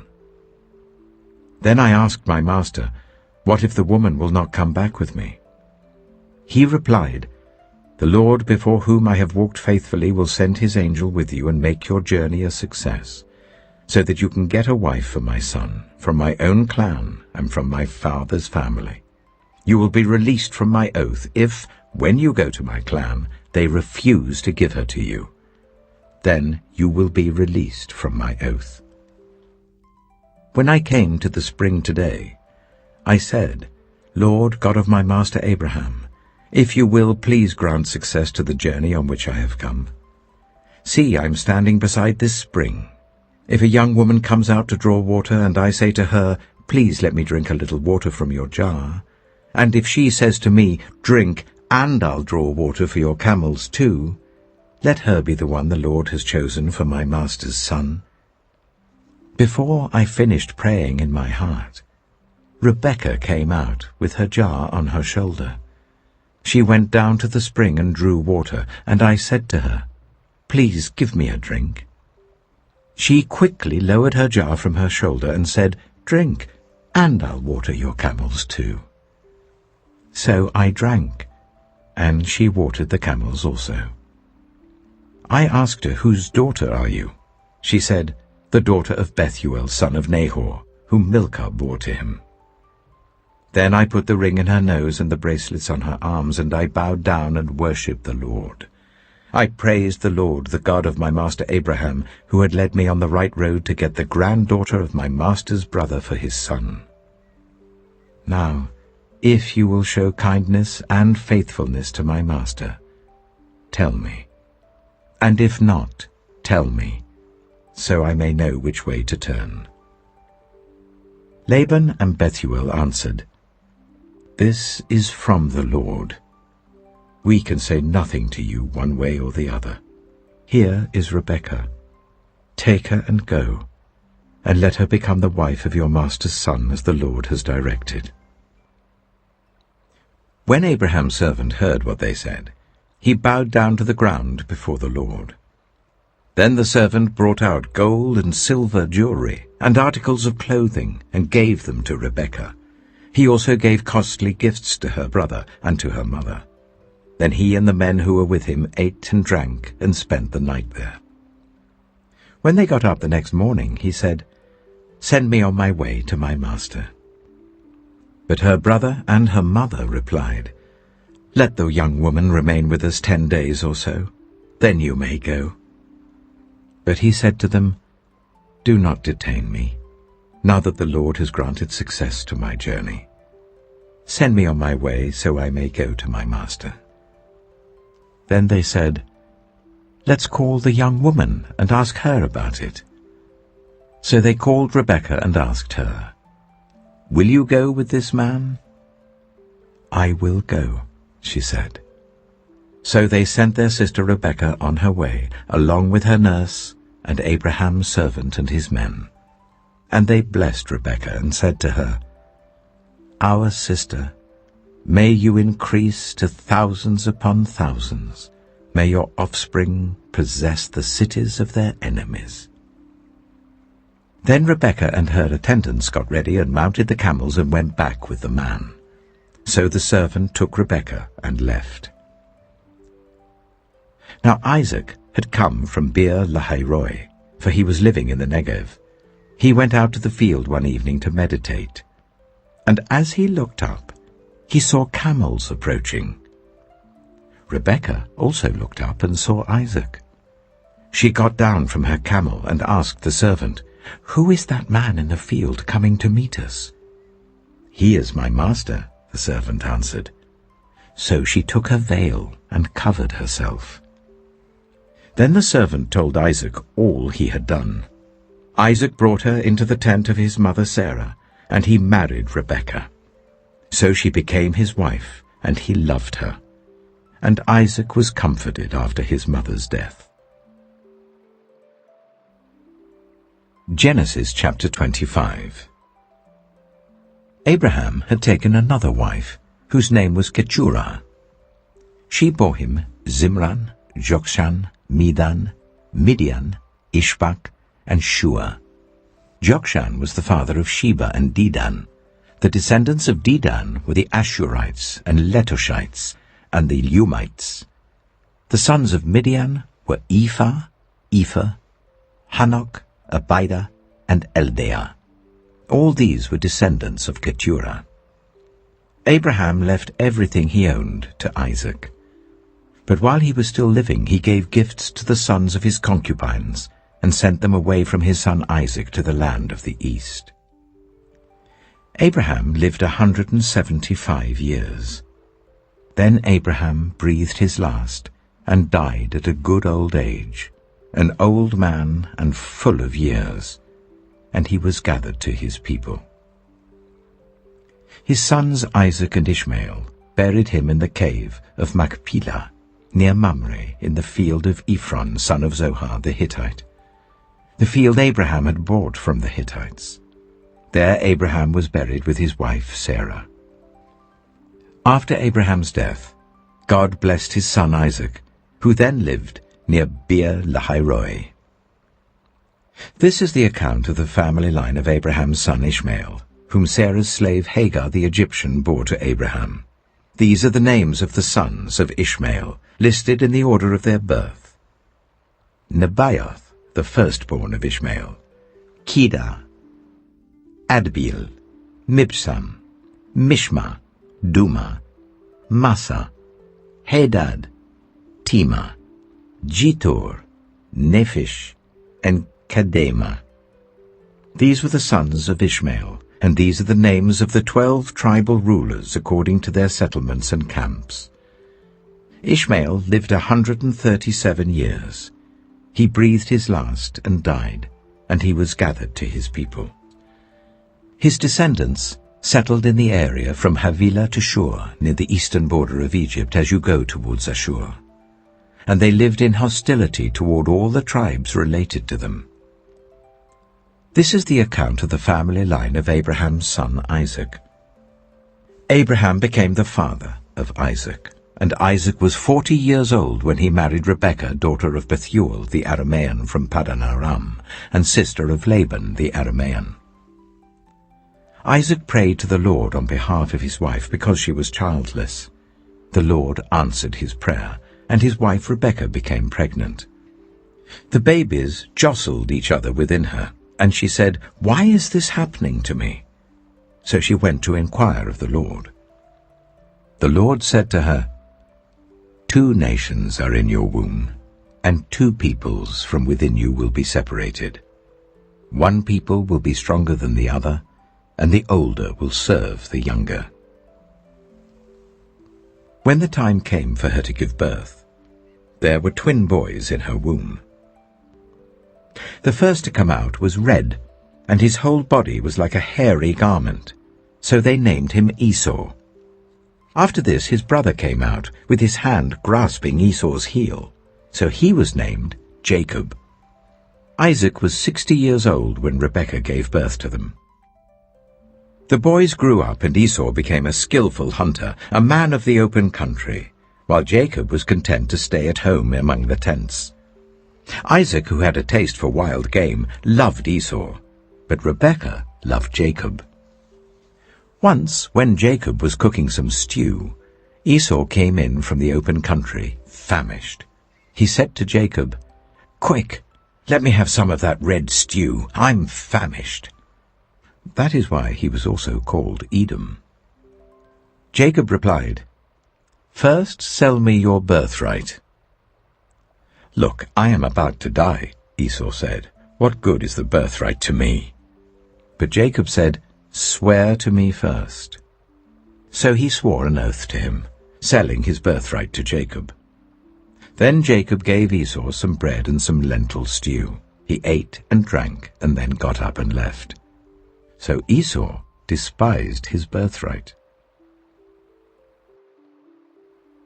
Genesis chapter 26. Now there was a famine in the land, besides the previous famine in Abraham's time. And Isaac went to Abimelech, king of the Philistines, in Gerar. The Lord appeared to Isaac and said, "Do not go down to Egypt. Live in the land where I tell you to live. Stay in this land for a while, and I will be with you and will bless you. For to you and your descendants I will give all these lands and will confirm the oath I swore to your father Abraham. I will make your descendants as numerous as the stars in the sky, and will give them all these lands. And through your offspring all nations on earth will be blessed, because Abraham obeyed me and did everything I required of him, keeping my commands, my decrees, and my instructions." So Isaac stayed in Gerar. When the men of that place asked him about his wife, he said, "She is my sister," because he was afraid to say, "She is my wife." He thought the men of this place might kill me on account of Rebekah, because she is beautiful. When Isaac had been there a long time, Abimelech, king of the Philistines, looked down from a window and saw Isaac caressing his wife Rebekah. So Abimelech summoned Isaac and said, "She is really your wife. Why did you say, 'She is my sister'?" Isaac answered him, "Because I thought I might lose my life on account of her." Then Abimelech said, "What is this you have done to us? One of the men might well have slept with your wife, and you would have brought guilt upon us." So Abimelech gave orders to all the people, "Anyone who harms this man or his wife shall surely be put to death." Isaac planted crops in that land, and the same year reaped 100-fold, because the Lord blessed him. The man became rich, and his wealth continued to grow until he became very wealthy. He had so many flocks and herds and servants that the Philistines envied him. So all the wells that his father's servants had dug in the time of his father Abraham, the Philistines stopped up, filling them with earth. Then Abimelech said to Isaac, "Move away from us. You have become too powerful for us." So Isaac moved away from there and encamped in the valley of Gerar, where he settled. Isaac reopened the wells that had been dug in the time of his father Abraham, which the Philistines had stopped up after Abraham died, and he gave them the same names his father had given them. Isaac's servants dug in the valley and discovered a well of fresh water there. But the herdsmen of Gerar quarreled with those of Isaac and said, "The water is ours." So he named the well Esek, because they disputed with him. Then they dug another well, but they quarreled over that one also. So he named it Sitnah. He moved from there and dug another well, and no one quarreled over it. He named it Rehoboth, saying, "Now the Lord has given us room, and we will flourish in the land." From there he went up to Beersheba. That night the Lord appeared to him and said, "I am the God of your father Abraham. Do not be afraid, for I am with you. I will bless you and will increase the number of your descendants for the sake of my servant Abraham." Isaac built an altar there and called on the name of the Lord. There he pitched his tent, and there his servants dug a well. Meanwhile, Abimelech had come to him from Gerar with Huzzah, his personal adviser, and Phicol, the commander of his forces. Isaac asked them, "Why have you come to me, since you were hostile to me and sent me away?" They answered, "We saw clearly that the Lord was with you. So we said there ought to be a sworn agreement between us and you. Let us make a treaty with you, that you will do us no harm, just as we did not harm you, but always treated you well and sent you away peacefully. And now you are blessed by the Lord." Isaac then made a feast for them, and they ate and drank. Early the next morning the men swore an oath to each other. Then Isaac sent them on their way, and they went away peacefully. That day Isaac's servants came and told him about the well they had dug. They said, "We've found water." He called it Sheba, and to this day the name of the town has been Beersheba. When Esau was 40 years old, he married Judith, daughter of Beeri the Hittite, and also Basemath, daughter of Elon the Hittite. They were a source of grief to Isaac and Rebekah. Genesis chapter 27. When Isaac was old and his eyes were so weak that he could no longer see, he called for Esau his older son and said to him, "My son." "Here I am," he answered. Isaac said, "I am now an old man and don't know the day of my death. Now then, get your equipment, your quiver and bow, and go out to the open country to hunt some wild game for me.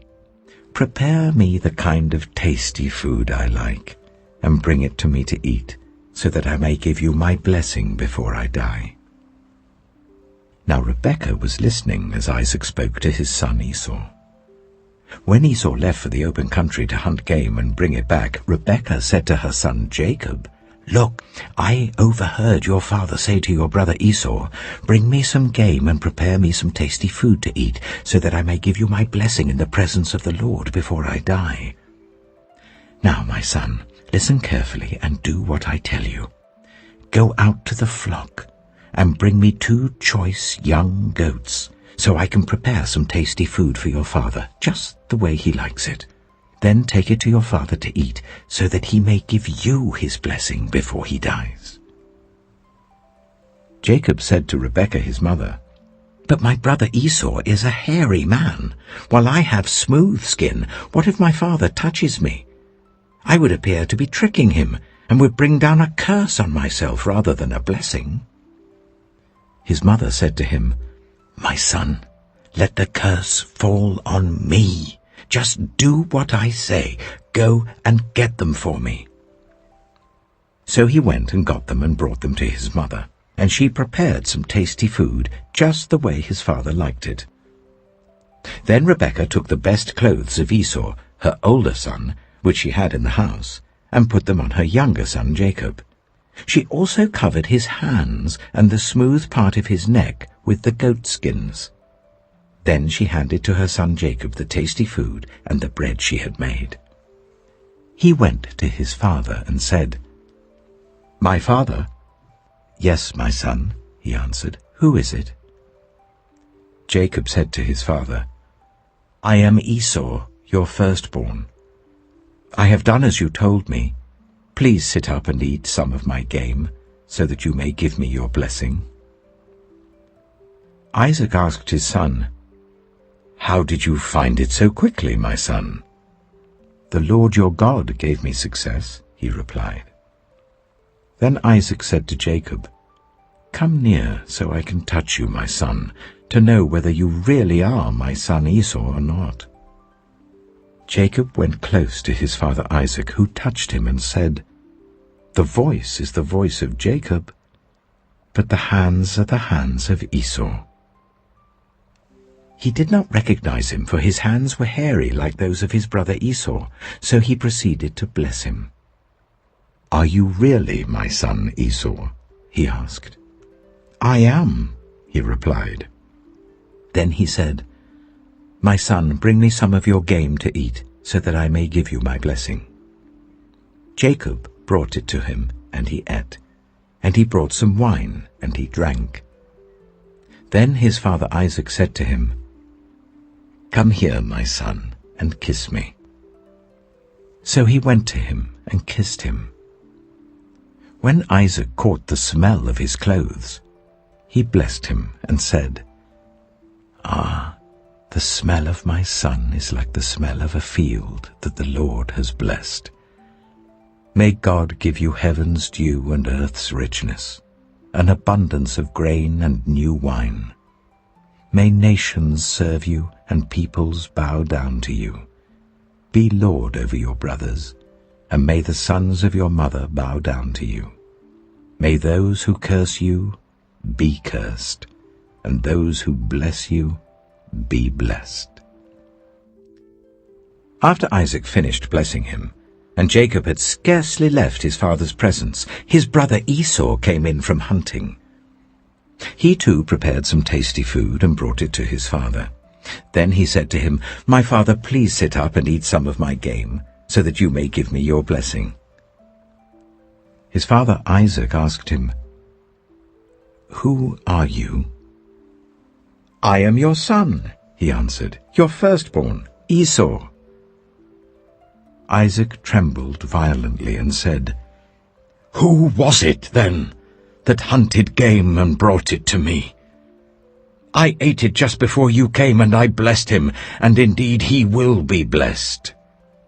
When Esau heard his father's words, he burst out with a loud and bitter cry, and said to his father, "Bless me, me too, my father." But he said, "Your brother came deceitfully and took your blessing." Esau said, "Isn't he rightly named Jacob? This is the second time he has taken advantage of me. He took my birthright, and now he's taken my blessing." Then he asked, "Haven't you reserved any blessing for me?" Isaac answered Esau, "I have made him lord over you, and have made all his relatives his servants, and I have sustained him with grain and new wine. So what can I possibly do for you, my son?" Esau said to his father, "Do you only have one blessing, my father? Bless me too, my father." Then Esau wept aloud. His father Isaac answered him, "Your dwelling will be away from the earth's richness, away from the dew of heaven above. You will live by the sword, and you will serve your brother. But when you grow restless, you will throw his yoke from off your neck." Esau held a grudge against Jacob because of the blessing his father had given him. He said to himself, "The days of mourning for my father are near.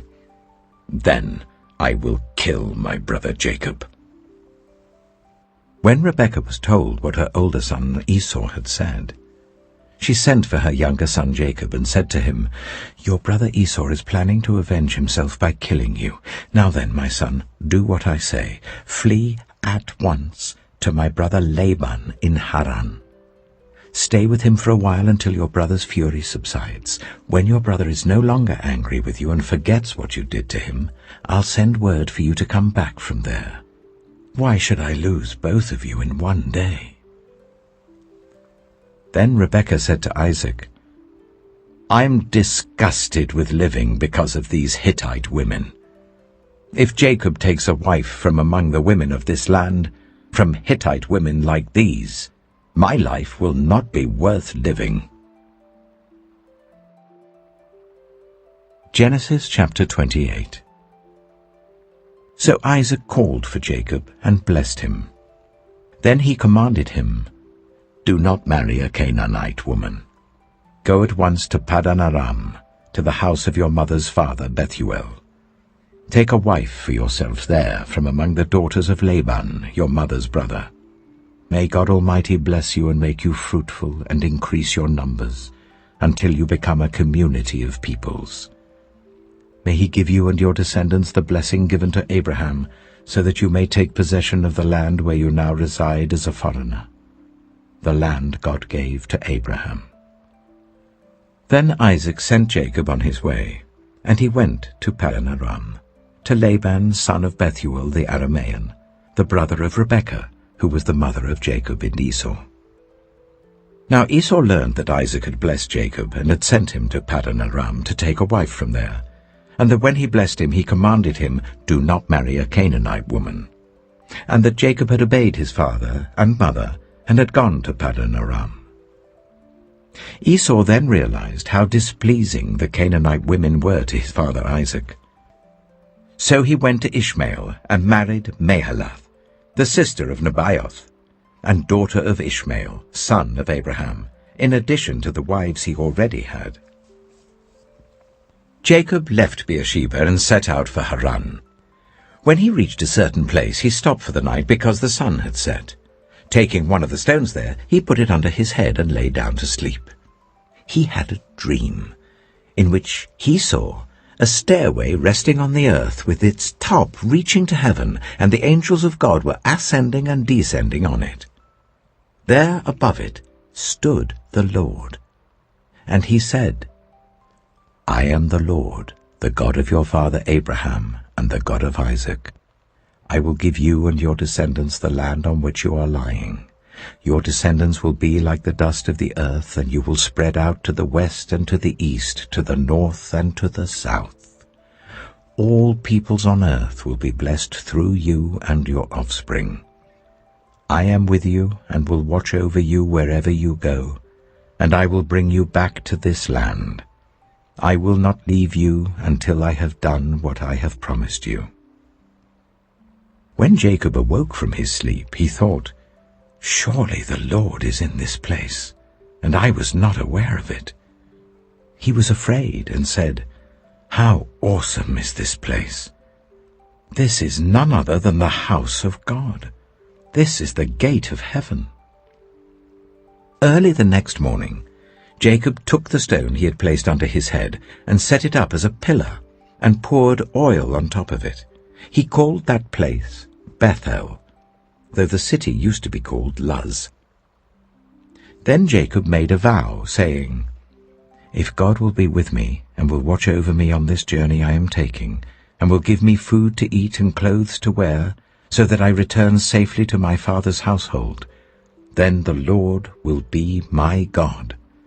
And this stone that I have set up as a pillar will be God's house, and of all that you give me, I will give you a tenth. Genesis chapter 29.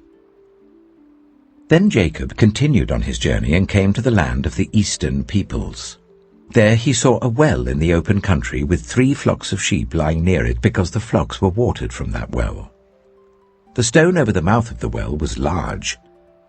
When all the flocks were gathered there, the shepherds would roll the stone away from the well's mouth and water the sheep. Then they would return the stone to its place over the mouth of the well. Jacob asked the shepherds, My brothers, where are you from? We're from Haran, they replied. He said to them, Do you know Laban, Nahor's grandson? Yes, we know him, they answered. Then Jacob asked them, Is he well? Yes, he is, they said. And here comes his daughter Rachel with the sheep. Look, he said, the sun is still high. It is not time for the flocks to be gathered. Water the sheep and take them back to pasture. We can't, they replied, until all the flocks are gathered and the stone has been rolled away from the mouth of the well. Then we will water the sheep.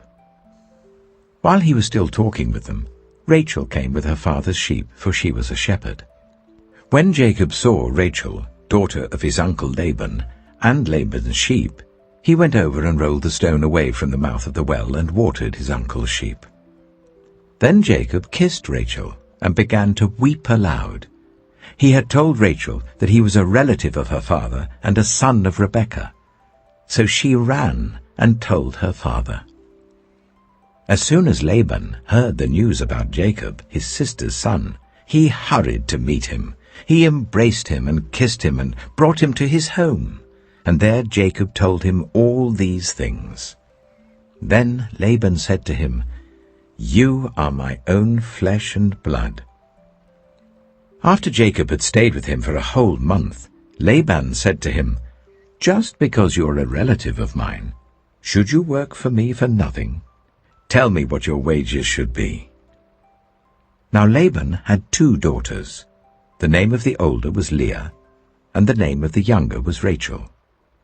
Leah had weak eyes, but Rachel had a lovely figure and was beautiful.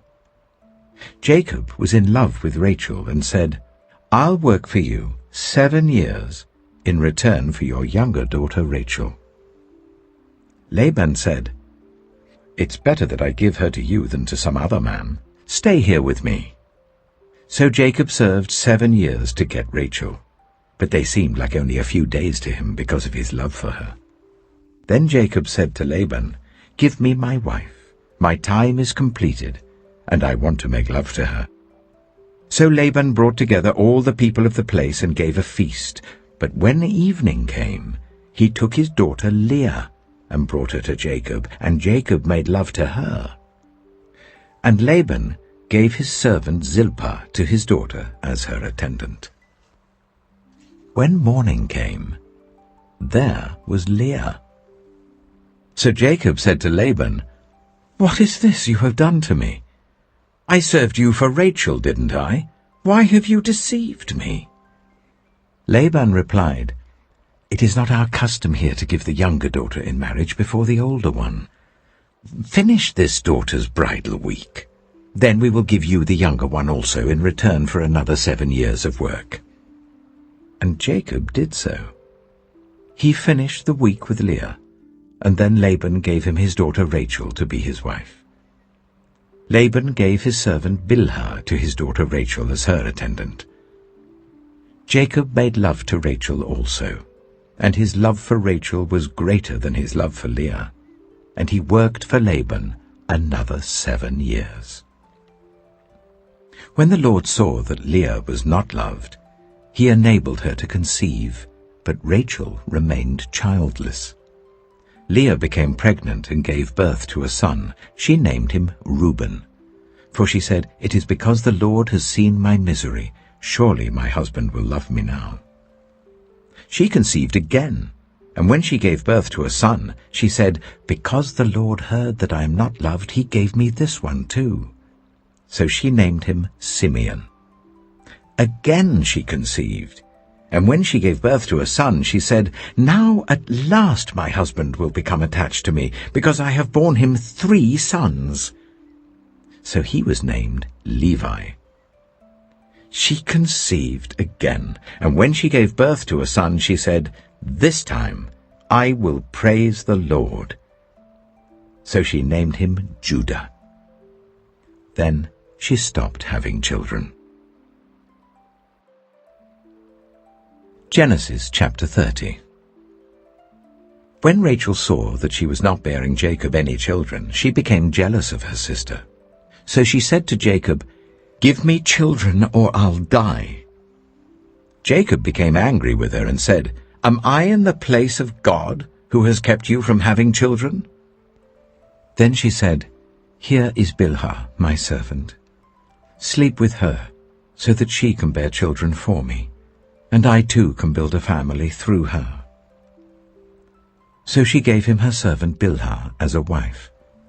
Jacob slept with her, and she became pregnant and bore him a son. Then Rachel said, "God has vindicated me. He has listened to my plea and given me a son." Because of this, she named him Dan. Rachel's servant Bilhah conceived again and bore Jacob a second son. Then Rachel said, "I have had a great struggle with my sister, and I have won." So she named him Naphtali. When Leah saw that she had stopped having children, she took her servant Zilpah and gave her to Jacob as a wife. Leah's servant Zilpah bore Jacob a son. Then Leah said, "What good fortune!" So she named him Gad. Leah's servant Zilpah bore Jacob a second son. Then Leah said, "How happy I am! The women will call me happy." So she named him Asher. During wheat harvest, Reuben went out into the fields and found some mandrake plants, which he brought to his mother Leah. Rachel said to Leah, "Please give me some of your son's mandrakes." But she said to her, "Wasn't it enough that you took away my husband? Will you take my son's mandrakes too?" "Very well," Rachel said. "He can sleep with you tonight in return for your son's mandrakes." So when Jacob came in from the fields that evening, Leah went out to meet him. "You must sleep with me," she said. "I have hired you with my son's mandrakes." So he slept with her that night. God listened to Leah, and she became pregnant and bore Jacob a 5th son. Then Leah said, "God has rewarded me for giving my servant to my husband." So she named him Issachar. Leah conceived again and bore Jacob a 6th son. Then Leah said, "God has presented me with a precious gift. This time my husband will treat me with honor because I have borne him 6 sons." So she named him Zebulun. Some time later she gave birth to a daughter and named her Dinah. Then God remembered Rachel. He listened to her and enabled her to conceive. She became pregnant and gave birth to a son, and said, "God has taken away my disgrace." She named him Joseph, and said, "May the Lord add to me another son." After Rachel gave birth to Joseph, Jacob said to Laban, "Send me on my way so I can go back to my own homeland. Give me my wives and children for whom I have served you, and I will be on my way. You know how much work I've done for you." But Laban said to him, "If I have found favor in your eyes, please stay. I have learned by divination that the Lord has blessed me because of you." He added, "Name your wages, and I will pay them." Jacob said to him, "You know how I have worked for you, and how your livestock has fared under my care. The little you had before I came has increased greatly, and the Lord has blessed you wherever I have been. But now, when may I do something for my own household?" "What shall I give you?" he asked. "Don't give me anything," Jacob replied. "But if you will do this one thing for me, I will go on tending your flocks and watching over them. Let me go through all your flocks today and remove from them every speckled or spotted sheep, every dark-colored lamb, and every spotted or speckled goat. They will be my wages. And my honesty will testify for me in the future, whenever you check on the wages you have paid me. Any goat in my possession that is not speckled or spotted, or any lamb that is not dark-colored, will be considered stolen." "Agreed," said Laban. "Let it be as you have said." That same day he removed all the male goats that were streaked or spotted, and all the speckled or spotted female goats, all that had white on them, and all the dark-colored lambs, and he placed them in the care of his sons. Then he put a 3-day journey between himself and Jacob, while Jacob continued to tend the rest of Laban's flocks. Jacob, however, took fresh-cut branches from poplar, almond, and plane trees, and made white stripes on them by peeling the bark and exposing the white inner wood of the branches. Then he placed the peeled branches in all the watering troughs, so that they would be directly in front of the flocks when they came to drink. When the flocks were in heat and came to drink, they mated in front of the branches, and they bore young that were streaked or speckled or spotted. Jacob set apart the young of the flock by themselves, but made the rest face the streaked and dark-colored animals that belonged to Laban. Thus he made separate flocks for himself, and did not put them with Laban's animals.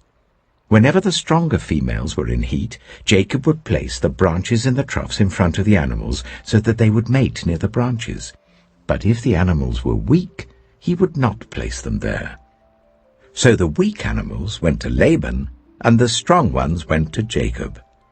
In this way the man grew exceedingly prosperous, and came to own large flocks and female and male servants, and camels and donkeys. Genesis chapter 31. Jacob heard that Laban's sons were saying, "Jacob has taken everything our father owned, and has gained all this wealth from what belonged to our father." And Jacob noticed that Laban's attitude toward him was not what it had been. Then the Lord said to Jacob, "Go back to the land of your fathers and to your relatives, and I will be with you." So Jacob sent word to Rachel and Leah to come out to the fields where his flocks were. He said to them, "I see that your father's attitude towards me is not what it was before, but the God of my father has been with me. You know that I've worked for your father with all my strength. Yet your father has cheated me by changing my wages 10 times. However, God has not allowed him to harm me. If he said the speckled ones will be your wages." Then all the flocks gave birth to speckled young. And if he said, "The streaked ones will be your wages," then all the flocks bore streaked young.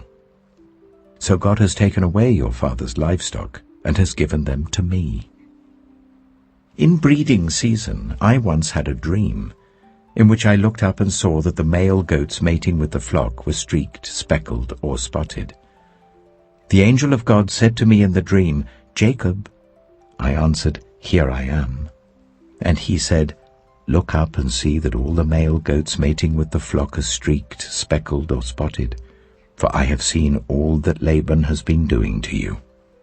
I am the God of Bethel, where you anointed a pillar and where you made a vow to me. Now leave this land at once and go back to your native land." Then Rachel and Leah replied, "Do we still have any share in the inheritance of our father's estate? Does he not regard us as foreigners? Not only has he sold us, but he has used up what was paid for us. Surely all the wealth that God took away from our father belongs to us and our children. So do whatever God has told you." Then Jacob put his children and his wives on camels, and he drove all his livestock ahead of him along with all the goods he had accumulated in Paddan Aram, to go to his father Isaac in the land of Canaan. When Laban had gone to shear his sheep, Rachel stole her father's household gods. Moreover, Jacob deceived Laban the Aramean by not telling him he was running away. So he fled with all he had, crossed the Euphrates River, and headed for the hill country of Gilead. On the third day, Laban was told that Jacob had fled. Taking his relatives with him, he pursued Jacob for 7 days and caught up with him in the hill country of Gilead. Then God came to Laban the Aramean in a dream at night and said to him, "Be careful not to say anything to Jacob, either good or bad." Jacob had pitched his tent in the hill country of Gilead when Laban overtook him, and Laban and his relatives camped there too. Then Laban said to Jacob, "What have you done? You've deceived me, and you've carried off my daughters like captives in war. Why did you run off secretly and deceive me? Why didn't you tell me, so I could send you away with joy and singing to the music of tambourines and harps? You didn't even let me kiss my grandchildren and my daughters goodbye. You've done a foolish thing. I have the power to harm you. But last night the God of your father said to me, 'Be careful not to say anything to Jacob, either good or bad.' Now you have gone off because you long to return to your father's household. But why did you steal my gods?" Jacob answered Laban, "I was afraid, because I thought you would take your daughters away from me by force. But if you find anyone who has your gods, that person shall not live. In the presence of our relatives, see for yourself whether there is anything of yours here with me, and if so, take it." Now Jacob did not know that Rachel had stolen the gods. So Laban went into Jacob's tent, and into Leah's tent, and into the tent of the 2 female servants, but he found nothing. After he came out of Leah's tent, he entered Rachel's tent. Now Rachel had taken the household gods and put them inside her camel's saddle and was sitting on them. Laban searched through everything in the tent, but found nothing. Rachel said to her father, "Don't be angry, my lord, that I cannot stand up in your presence. I'm having my period." So he searched, but could not find the household gods. Jacob was angry and took Laban to task. "What is my crime?" he asked Laban. "How have I wronged you that you hunt me down? Now that you have searched through all my goods, what have you found that belongs to your household? Put it here in front of your relatives and mine, and let them judge between the 2 of us. I have been with you for 20 years now. Your sheep and goats have not miscarried, nor have I eaten rams from your flocks. I did not bring you animals torn by wild beasts. I bore the loss myself. and you demanded payment from me for whatever was stolen by day or night. This was my situation. The heat consumed me in the daytime and the cold at night, and sleep fled from my eyes. It was like this for the 20 years I was in your household. I worked for you 14 years for your 2 daughters and 6 years for your flocks, and you changed my wages 10 times. If the God of my father, the God of Abraham, and the fear of Isaac had not been with me, you would surely have sent me away empty-handed. But God has seen my hardship and the toil of my hands, and last night he rebuked you." Laban answered Jacob, "The women are my daughters, the children are my children, and the flocks are my flocks.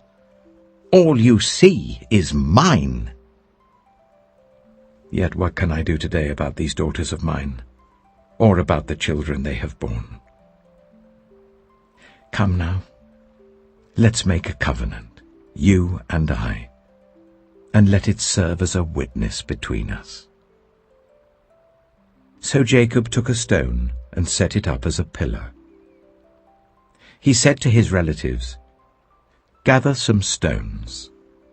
So they took stones and piled them in a heap, and they ate there by the heap. Laban called it Jiga Sehadutha, and Jacob called it Gilead.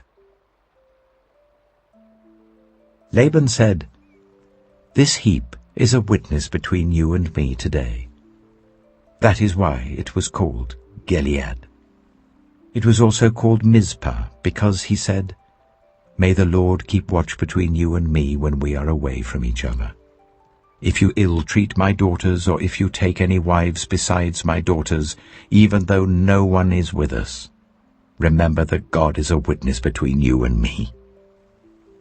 Laban also said to Jacob, "Here is this heap, and here is the pillar I have set up between you and me. This heap is a witness, and this pillar is a witness, that I will not go past this heap to your side to harm you, and that you will not go past this heap and pillar to my side to harm me.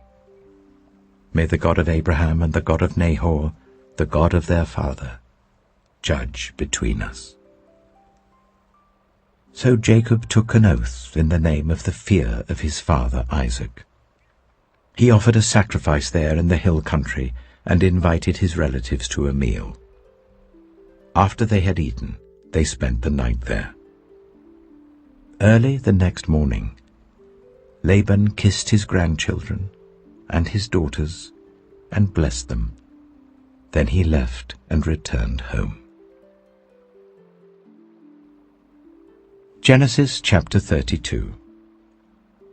Jacob also went on his way, and the angels of God met him. When Jacob saw them, he said, "This is the camp of God." So he named that place Mahanaim. Jacob sent messengers ahead of him to his brother Esau in the land of Seir, the country of Edom. He instructed them, "This is what you are to say to my lord Esau. Your servant Jacob says, I have been staying with Laban and have remained there till now. I have cattle and donkeys, sheep and goats, male and female servants. Now I am sending this message to my lord, that I may find favor in your eyes." When the messengers returned to Jacob, they said, "We went to your brother Esau, and now he is coming to meet you, and 400 men are with him." In great fear and distress, Jacob divided the people who were with him into 2 groups, and the flocks and herds and camels as well. He thought, if Esau comes and attacks one group, the group that is left may escape. Then Jacob prayed, "O God of my father Abraham, God of my father Isaac, Lord, you who said to me, 'Go back to your country and your relatives, and I will make you prosper.' I am unworthy of all the kindness and faithfulness you have shown your servant. I had only my staff when I crossed this Jordan, but now I have become 2 camps. Save me, I pray, from the hand of my brother Esau, for I am afraid he will come and attack me, and also the mothers with their children. But you have said, I will surely make you prosper, and will make your descendants like the sand of the sea, which cannot be counted." He spent the night there, and from what he had with him, he selected a gift for his brother Esau: 200 female goats and 20 male goats, 200 ewes and 20 rams, 30 female camels with their young, 40 cows and 10 bulls, and 20 female donkeys and 10 male donkeys. He put them in the care of his servants, each herd by itself, and said to his servants, "Go ahead of me, and keep some space between the herds." He instructed the one in the lead, "When my brother Esau meets you and asks, 'Who do you belong to and where are you going, and who owns all these animals in front of you?' then you are to say, 'They belong to your servant Jacob. They are a gift sent to my lord Esau, and he is coming behind us.'" He also instructed the second, the third, and all the others who followed the herds, "You are to say the same thing to Esau when you meet him, and be sure to say, 'Your servant Jacob is coming behind us.'"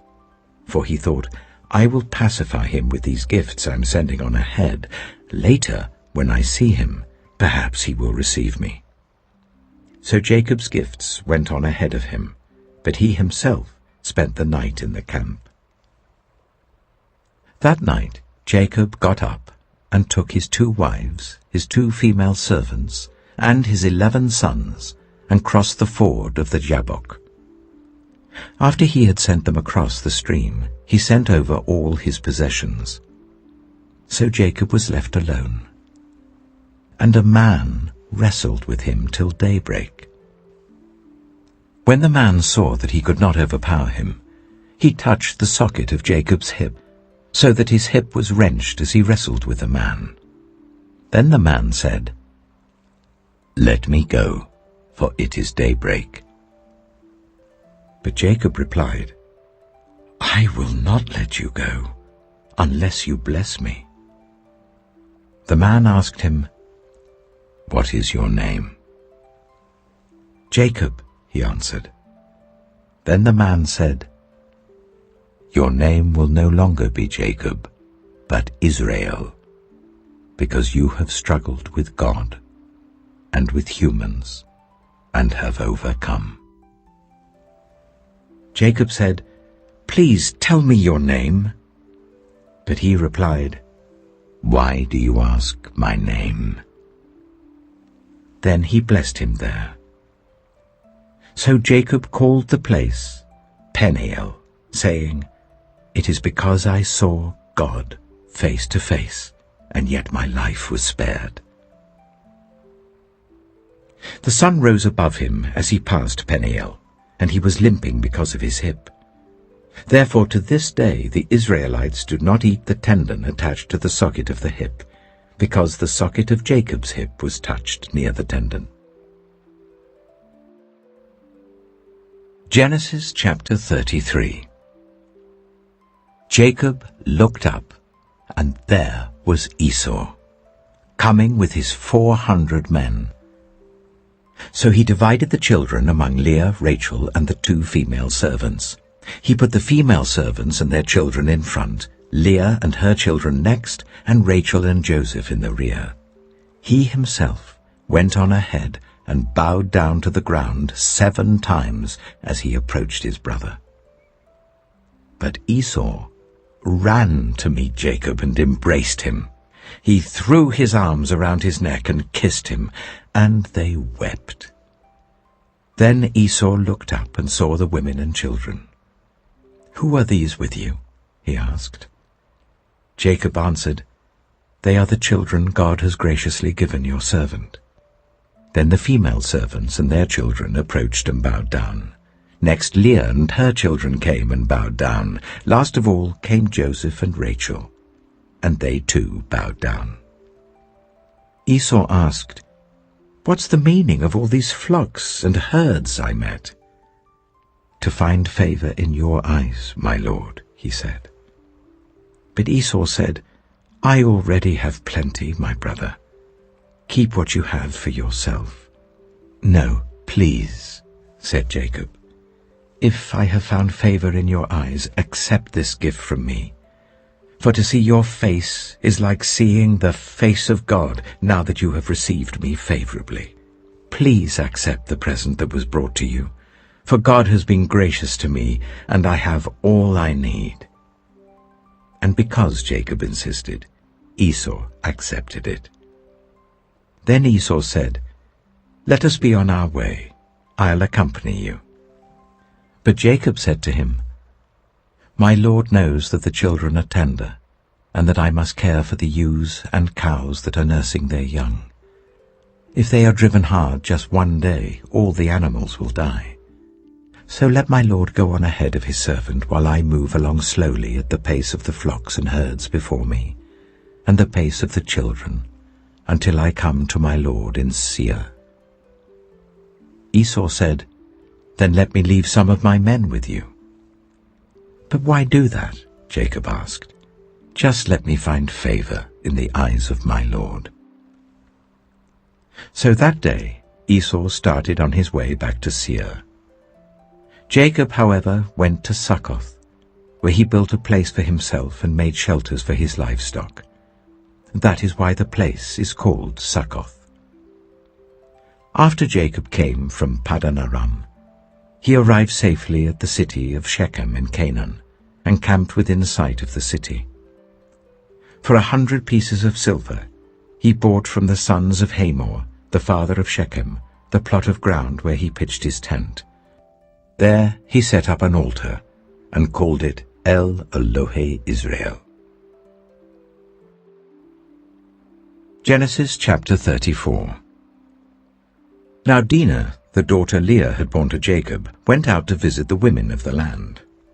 When Shechem, son of Hamor the Hivite, the ruler of that area, saw her, he took her and raped her. His heart was drawn to Dinah, daughter of Jacob. He loved the young woman and spoke tenderly to her. And Shechem said to his father Hamor, "Get me this girl as my wife." When Jacob heard that his daughter Dinah had been defiled, his sons were in the fields with his livestock, so he did nothing about it until they came home. Then Shechem's father Hamor went out to talk with Jacob. Meanwhile, Jacob's sons had come in from the fields as soon as they heard what had happened. They were shocked and furious, because Shechem had done an outrageous thing in Israel by sleeping with Jacob's daughter, a thing that should not be done. But Hamor said to them, "My son Shechem has his heart set on your daughter. Please give her to him as his wife. Intermarry with us. Give us your daughters and take our daughters for yourselves. You can settle among us. The land is open to you. Live in it, trade in it, and acquire property in it." Then Shechem said to Dinah's father and brothers, "Let me find favor in your eyes, and I will give you whatever you ask. Make the price for the bride and the gift I am to bring as great as you like, and I'll pay whatever you ask me. Only give me the young woman as my wife." Because their sister Dinah had been defiled, Jacob's sons replied deceitfully as they spoke to Shechem and his father Hamor. They said to them, "We can't do such a thing. We can't give our sister to a man who is not circumcised. That would be a disgrace to us. We will enter into an agreement with you on one condition only, that you become like us by circumcising all your males. Then we will give you our daughters and take your daughters for ourselves. We'll settle among you and become one people with you. But if you will not agree to be circumcised, we'll take our sister and go." Their proposal seemed good to Hamor and his son Shechem. The young man, who was the most honored of all his father's family, lost no time in doing what they said, because he was delighted with Jacob's daughter.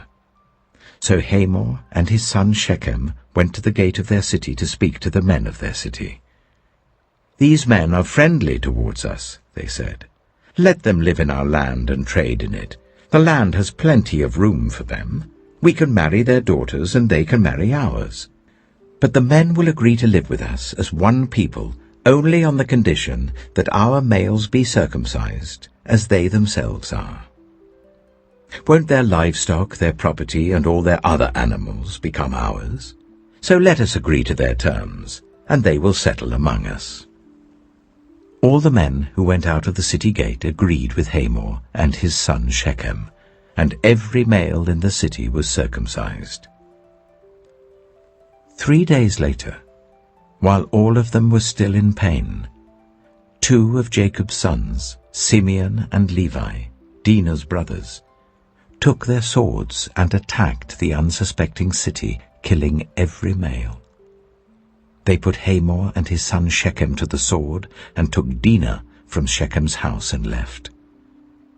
The sons of Jacob came upon the dead bodies and looted the city where their sister had been defiled. They seized their flocks and herds and donkeys and everything else of theirs in the city and out in the fields. They carried off all their wealth and all their women and children, taking as plunder everything in the houses. Then Jacob said to Simeon and Levi, "You have brought trouble on me by making me obnoxious to the Canaanites and the Perizzites, the people living in this land. We are few in number, and if they join forces against me and attack me, I and my household will be destroyed." But they replied, "Should he have treated our sister like a prostitute?" Genesis chapter 35. Then God said to Jacob, "Go up to Bethel and settle there, and build an altar there to God, who appeared to you when you were fleeing from your brother Esau." So Jacob said to his household and to all who were with him, "Get rid of the foreign gods you have with you, and purify yourselves and change your clothes. Then come, let us go up to Bethel, where I will build an altar to God, who answered me in the day of my distress, and who has been with me wherever I have gone." So they gave Jacob all the foreign gods they had, and the rings in their ears, and Jacob buried them under the oak at Shechem. Then they set out, and the terror of God fell on the towns all around them, so that no one pursued them. Jacob and all the people with him came to Luz, that is Bethel, in the land of Canaan. There he built an altar, and he called the place El Bethel, because it was there that God revealed himself to him when he was fleeing from his brother. Now Deborah, Rebekah's nurse, died, and was buried under the oak outside Bethel. So it was named Allon Bacuth. After Jacob returned from Paddan Aram, God appeared to him again and blessed him. God said to him, "Your name is Jacob, but you will no longer be called Jacob. Your name will be Israel." So he named him Israel. And God said to him, "I am God Almighty. Be fruitful and increase in number. A nation and a community of nations will come from you, and kings will be among your descendants. The land I gave to Abraham and Isaac I also give to you, and I will give this land to your descendants after you." Then God went up from him at the place where he had talked with him. Jacob set up a stone pillar at the place where God had talked with him, and he poured out a drink offering on it. He also poured oil on it. Jacob called the place where God had talked with him Bethel. Then they moved on from Bethel. While they were still some distance from Ephraim, Rachel began to give birth and had great difficulty. And as she was having great difficulty in childbirth, the midwife said to her, "Don't despair, for you have another son." As she breathed her last, for she was dying, she named her son Ben-Oni, but his father named him Benjamin. So Rachel died, and was buried on the way to Ephraim, that is Bethlehem. Over her tomb Jacob set up a pillar, and to this day that pillar marks Rachel's tomb. Israel moved on again and pitched his tent beyond Migdal Eder. While Israel was living in that region, Reuben went in and slept with his father's concubine Bilhah, and Israel heard of it. Jacob had 12 sons. The sons of Leah: Reuben, the firstborn of Jacob, Simeon, Levi, Judah, Issachar, and Zebulun. The sons of Rachel: Joseph and Benjamin. The sons of Rachel's servant Bilhah: Dan and Naphtali. The sons of Leah's servant Zilpah: Gad and Asher. These were the sons of Jacob who were born to him in Paddan Aram. Jacob came home to his father Isaac in Mamre, near Kiriath Arba, that is Hebron, where Abraham and Isaac had stayed. Isaac lived 180 years. Then he breathed his last and died, and was gathered to his people, old and full of years. And his sons Esau and Jacob buried him. Genesis chapter 36. This is the account of the family line of Esau, that is, Edom. Esau took his wives from the women of Canaan: Adah, daughter of Elon the Hittite, and Aholibamah, daughter of Anah and granddaughter of Zibeon the Hittite, and Basemath, daughter of Ishmael and sister of Nebaioth. Adah bore Eliphaz to Esau, Basemath bore Ruel, and Aholibamah bore Jeush, Jalem, and Korah. These were the sons of Esau who were born to him in Canaan. Esau took his wives and sons and daughters and all the members of his household, as well as his livestock and all his other animals and all the goods he had acquired in Canaan, and moved to a land some distance from his brother Jacob. Their possessions were too great for them to remain together. The land where they were staying could not support them both because of their livestock. So Esau, that is Edom, settled in the hill country of Seir. This is the account of the family line of Esau, the father of the Edomites, in the hill country of Seir. These are the names of Esau's sons: Eliphaz, the son of Esau's wife Adah, and Ruel, the son of Esau's wife Basemath. The sons of Eliphaz: Teman, Omar, Zepho, Getim, and Kenaz. Esau's son Eliphaz also had a concubine named Timnah, who bore him Amalek.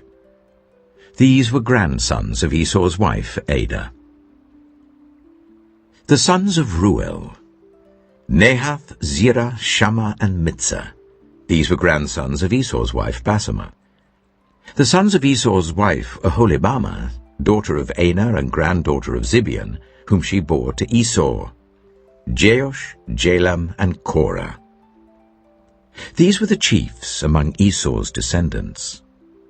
The sons of Eliphaz, the firstborn of Esau: chiefs Teman, Omar, Zepho, Kenaz, Korah, Getim, and Amalek. These were the chiefs descended from Eliphaz in Edom. They were grandsons of Adah.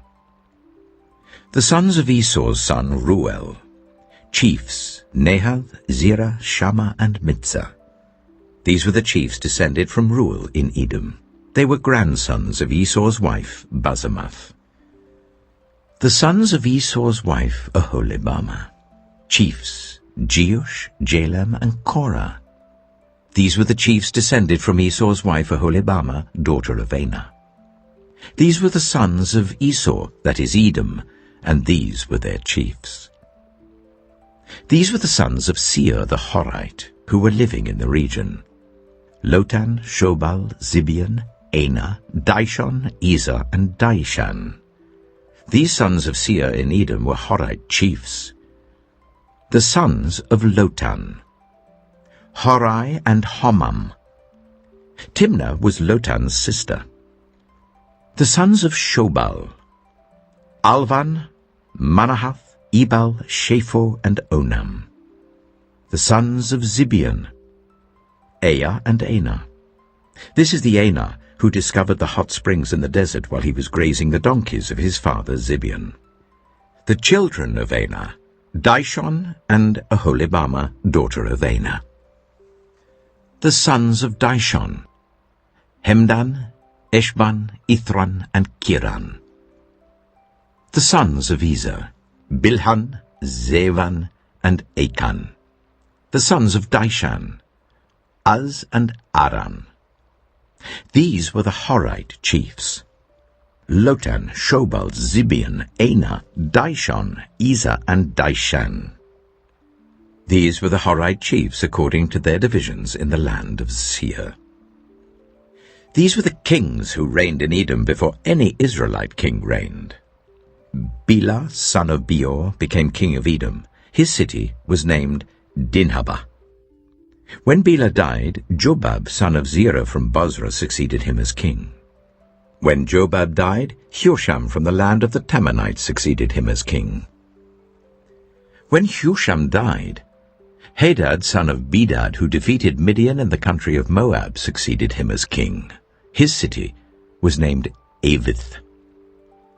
When Hadad died, Samlah from Masrekah succeeded him as king. When Samlah died, Shaul from Rehoboth on the river succeeded him as king. When Shaul died, Baal-Hanan, son of Akbor, succeeded him as king. When Baal-Hanan, son of Akbor, died, Hadad succeeded him as king. His city was named Peiu, and his wife's name was Mehetabel, daughter of Matred, the daughter of Mezahab. These were the chiefs descended from Esau, by name according to their clans and regions: Timnah, Aliva, Jetheth, Aholibama, Elah, Pinon, Kizah, Teman, Mibzah, Magdiel, and Iram. These were the chiefs of Edom according to their settlements in the land they occupied. This is the family line of Esau, the father of the Edomites. Genesis chapter 37. Jacob lived in the land where his father had stayed, the land of Canaan. This is the account of Jacob's family line. Joseph, a young man of 17, was tending the flocks with his brothers, the sons of Bilhah and the sons of Zilpah, his father's wives, and he brought their father a bad report about them.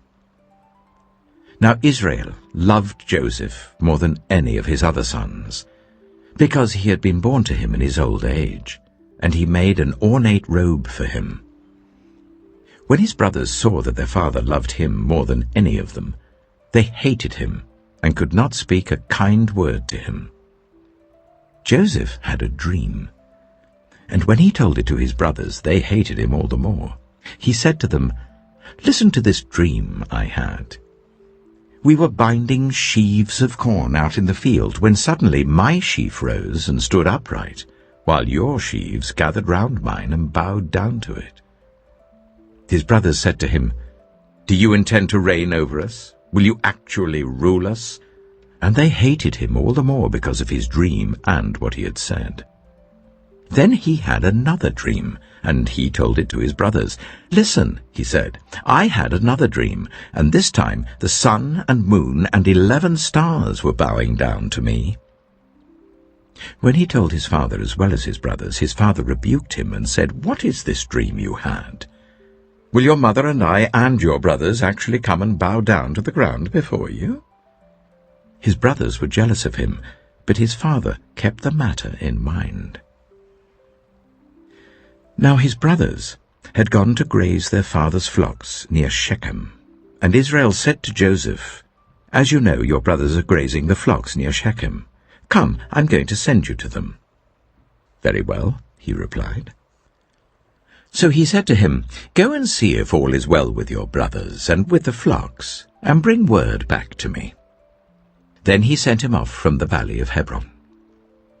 When Joseph arrived at Shechem, a man found him wandering around in the fields and asked him, "What are you looking for?" He replied, "I'm looking for my brothers. Can you tell me where they are grazing their flocks?" "They've moved on from here," the man answered. I heard them say, 'Let's go to Dothan.'" So Joseph went after his brothers and found them near Dothan. But they saw him in the distance, and before he reached them they plotted to kill him. "Here comes that dreamer," they said to each other. "Come now, let's kill him and throw him into one of these cisterns, and say that a ferocious animal devoured him. Then we'll see what comes of his dreams." When Reuben heard this, he tried to rescue him from their hands. "Let's not take his life," he said. "Don't shed any blood. Throw him into this cistern here in the wilderness, but don't lay a hand on him." Reuben said this to rescue him from them and take him back to his father. So when Joseph came to his brothers, they stripped him of his robe, the ornate robe he was wearing, and they took him and threw him into the cistern. The cistern was empty, there was no water in it. As they sat down to eat their meal, they looked up and saw a caravan of Ishmaelites coming from Gilead. Their camels were loaded with spices, balm and myrrh, and they were on their way to take them down to Egypt. Judah said to his brothers, "What will we gain if we kill our brother and cover up his blood? Come, let's sell him to the Ishmaelites, and not lay our hands on him. After all, he is our brother, our own flesh and blood." His brothers agreed. So when the Midianite merchants came by, his brothers pulled Joseph up out of the cistern and sold him for 20 shekels of silver to the Ishmaelites, who took him to Egypt. When Reuben returned to the cistern and saw that Joseph was not there, he tore his clothes. He went back to his brothers and said, "The boy isn't there. Where can I turn now?" Then they got Joseph's robe, slaughtered a goat and dipped the robe in the blood. They took the ornate robe back to their father and said, "We found this. Examine it to see whether it is your son's robe." He recognized it and said, "It is my son's robe. Some ferocious animal has devoured him. Joseph has surely been torn to pieces." Then Jacob tore his clothes, put on sackcloth, and mourned for his son many days. All his sons and daughters came to comfort him, but he refused to be comforted. "No," he said, "I will continue to mourn until I join my son in the grave." So his father wept for him. Meanwhile, the Midianites sold Joseph in Egypt to Potiphar, one of Pharaoh's officials, the captain of the guard. Genesis chapter 38. At that time, Judah left his brothers and went down to stay with a man of Adullam named Hira. There Judah met the daughter of a Canaanite man named Shua. He married her and made love to her. She became pregnant and gave birth to a son, who was named She conceived again and gave birth to a son and named him Onan. She gave birth to still another son and named him Shelah. It was at Kisib that she gave birth to him. Judah got a wife for his firstborn, and her name was Tamar. But Judah's firstborn, was wicked in the Lord's sight, so the Lord put him to death. Then Judah said to Onan, "Sleep with your brother's wife, and fulfill your duty to her as a brother-in-law to raise up offspring for your brother." But Onan knew that the child would not be his. So whenever he slept with his brother's wife, he spilled his semen on the ground to avoid providing offspring for his brother. What he did was wicked in the Lord's sight, so the Lord put him to death also. Judah then said to his daughter-in-law Tamar, "Live as a widow in your father's household until my son Shelah grows up." For he thought, he may die too, just like his brothers. So Tamar went to live in her father's household. After a long time, Judah's wife, the daughter of Shua, died. When Judah had recovered from his grief, he went up to Timnah to the men who were shearing his sheep, and his friend Hira the Adullamite went with him. When Tamar was told, "Your father-in-law is on his way to Timnah to shear his sheep," she took off her widow's clothes, covered herself with a veil to disguise herself, and then sat down at the entrance to Enaim, which is on the road to Timnah, for she saw that though Shelah had now grown up, she had not been given to him as his wife. When Judah saw her, he thought she was a prostitute, for she had covered her face. Not realizing that she was his daughter-in-law, he went over to her by the roadside and said, "Come now, let me sleep with you." "And what will you give me to sleep with you?" she asked. "I'll send you a young goat from my flock," he said. "Will you give me something as a pledge until you send it?" she asked. He said, "What pledge should I give you?" "Your seal and its cord and the staff in your hand," she answered. So he gave them to her and slept with her, and she became pregnant by him. After she left, she took off her veil and put on her widow's clothes again. Meanwhile Judah sent the young goat by his friend the Adullamite in order to get his pledge back from the woman, but he did not find her. He asked the men who lived there, "Where is the shrine prostitute who was beside the road at Enaim?" "There hasn't been any shrine prostitute here," they said. So he went back to Judah and said, "I didn't find her. Besides, the men who lived there said, 'There hasn't been any shrine prostitute here.'" Then Judah said, "Let her keep what she has, or we will become a laughingstock. After all, I did send her this young goat, but you didn't find her." About 3 months later, Judah was told, "Your daughter-in-law Tamar is guilty of prostitution, and as a result she is now pregnant." Judah said, "Bring her out, and let her be burned to death." As she was being brought out, she sent a message to her father-in-law. "I am pregnant by the man who owns these," she said. And she added, "See if you recognize whose seal and cord and staff these are." Judah recognized them and said, "She is more righteous than I, since I wouldn't give her to my son Shelah." And he did not sleep with her again. When the time came for her to give birth, there were twin boys in her womb. As she was giving birth, one of them put out his hand. So the midwife took a scarlet thread and tied it on his wrist and said, "This one came out first." But when he drew back his hand, his brother came out, and she said, "So this is how you have broken out." And he was named Perez. Then his brother, who had the scarlet thread on his wrist, came out, and he was named Zerah. Genesis chapter 39. Now Joseph had been taken down to Egypt. Potiphar, an Egyptian who was one of Pharaoh's officials, the captain of the guard, bought him from the Ishmaelites who had taken him there. The Lord was with Joseph, so that he prospered, and he lived in the house of his Egyptian master.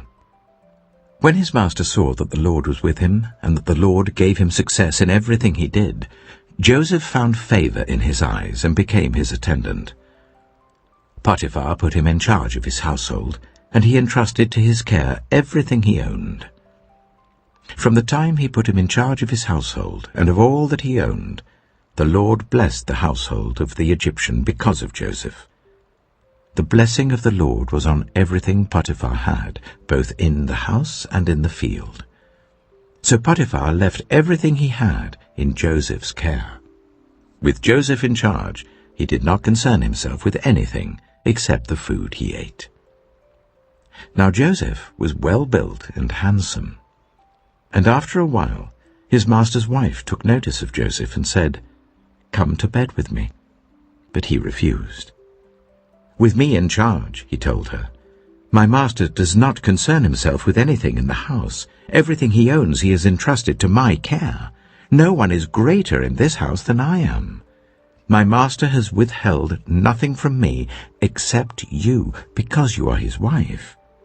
How then could I do such a wicked thing and sin against God?" And though she spoke to Joseph day after day, he refused to go to bed with her or even be with her. One day he went into the house to attend to his duties, and none of the household servants was inside. She caught him by his cloak and said, "Come to bed with me." But he left his cloak in her hand and ran out of the house. When she saw that he had left his cloak in her hand and had run out of the house, she called her household servants. "Look," she said to them, "this Hebrew has been brought to us to make sport of us. He came in here to sleep with me, but I screamed. When he heard me scream for help, he left his cloak beside me and ran out of the house." She kept his cloak beside her until his master came home. Then she told him this story. "That Hebrew slave you brought us came to me to make sport of me. But as soon as I screamed for help, he left his cloak beside me and ran out of the house." When his master heard the story his wife told him, saying, "This is how your slave treated me," he burned with anger. Joseph's master took him and put him in prison, the place where the king's prisoners were confined. But while Joseph was there in the prison, the Lord was with him. He showed him kindness and granted him favor in the eyes of the prison warden. So the warden put Joseph in charge of all those held in the prison, and he was made responsible for all that was done there.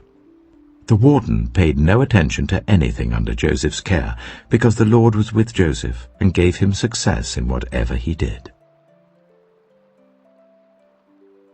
Genesis chapter 40. Some time later, the cupbearer and the baker of the king of Egypt offended their master, the king of Egypt. Pharaoh was angry with his two officials, the chief cupbearer and the chief baker, and put them in custody in the house of the captain of the guard, in the same prison where Joseph was confined. The captain of the guard assigned them to Joseph, and he attended them. After they had been in custody for some time, each of the two men, the cupbearer and the baker of the king of Egypt, who were being held in prison, had a dream the same night, and each dream had a meaning of its own.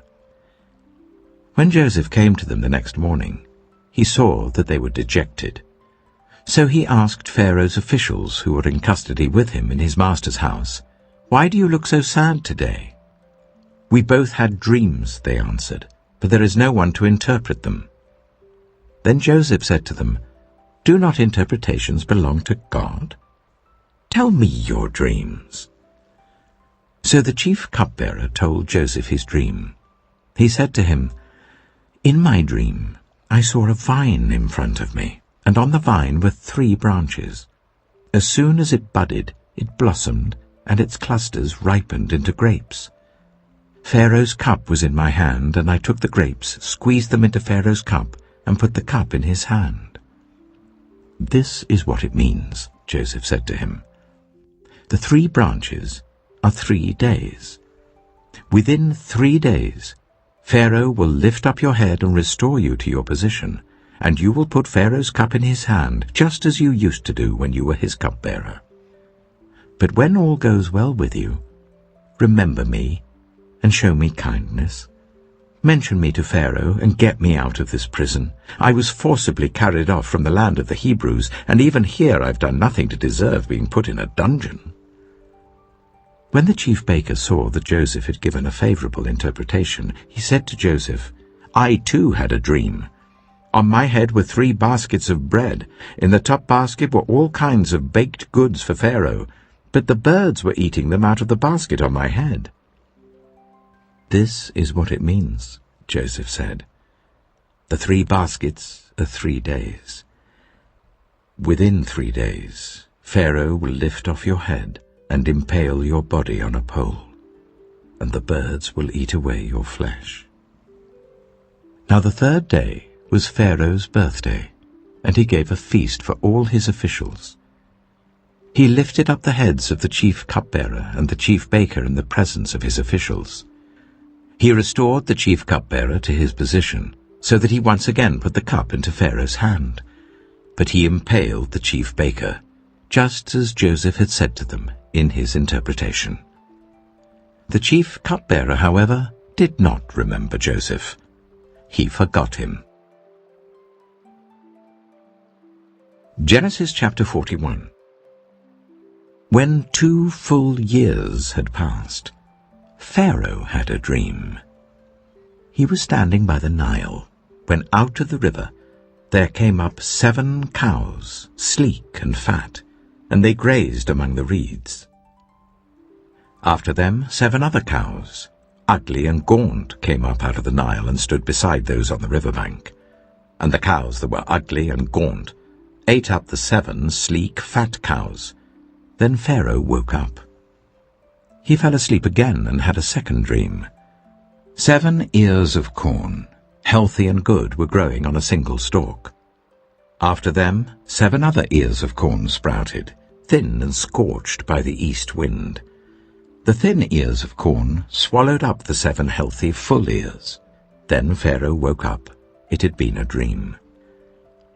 In the morning his mind was troubled, so he sent for all the magicians and wise men of Egypt. Pharaoh told them his dreams, but no one could interpret them for him. Then the chief cupbearers said to Pharaoh, "Today I'm reminded of my shortcomings. Pharaoh was once angry with his servants, and he imprisoned me and the chief baker in the house of the captain of the guard. Each of us had a dream the same night, and each dream had a meaning of its own. Now a young Hebrew was there with us, a servant of the captain of the guard. We told him our dreams, and he interpreted them for us, giving each man the interpretation of his dream. And things turned out exactly as he interpreted them to us. I was restored to my position, and the other man was impaled." So Pharaoh sent for Joseph, and he was quickly brought from the dungeon. When he had shaved and changed his clothes, he came before Pharaoh. Pharaoh said to Joseph, "I had a dream, and no one can interpret it.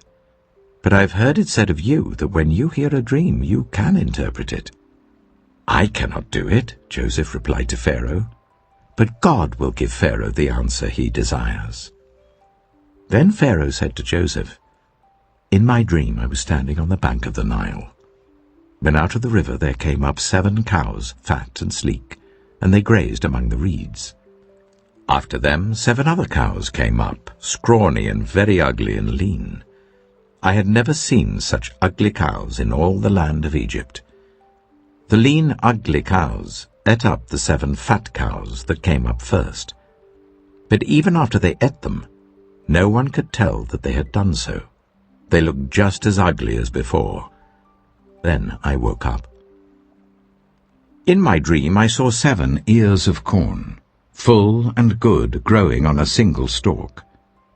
After them 7 other ears sprouted, withered and thin and scorched by the east wind. The thin ears of corn swallowed up the 7 good ears. I told this to the magicians, but none of them could explain it to me."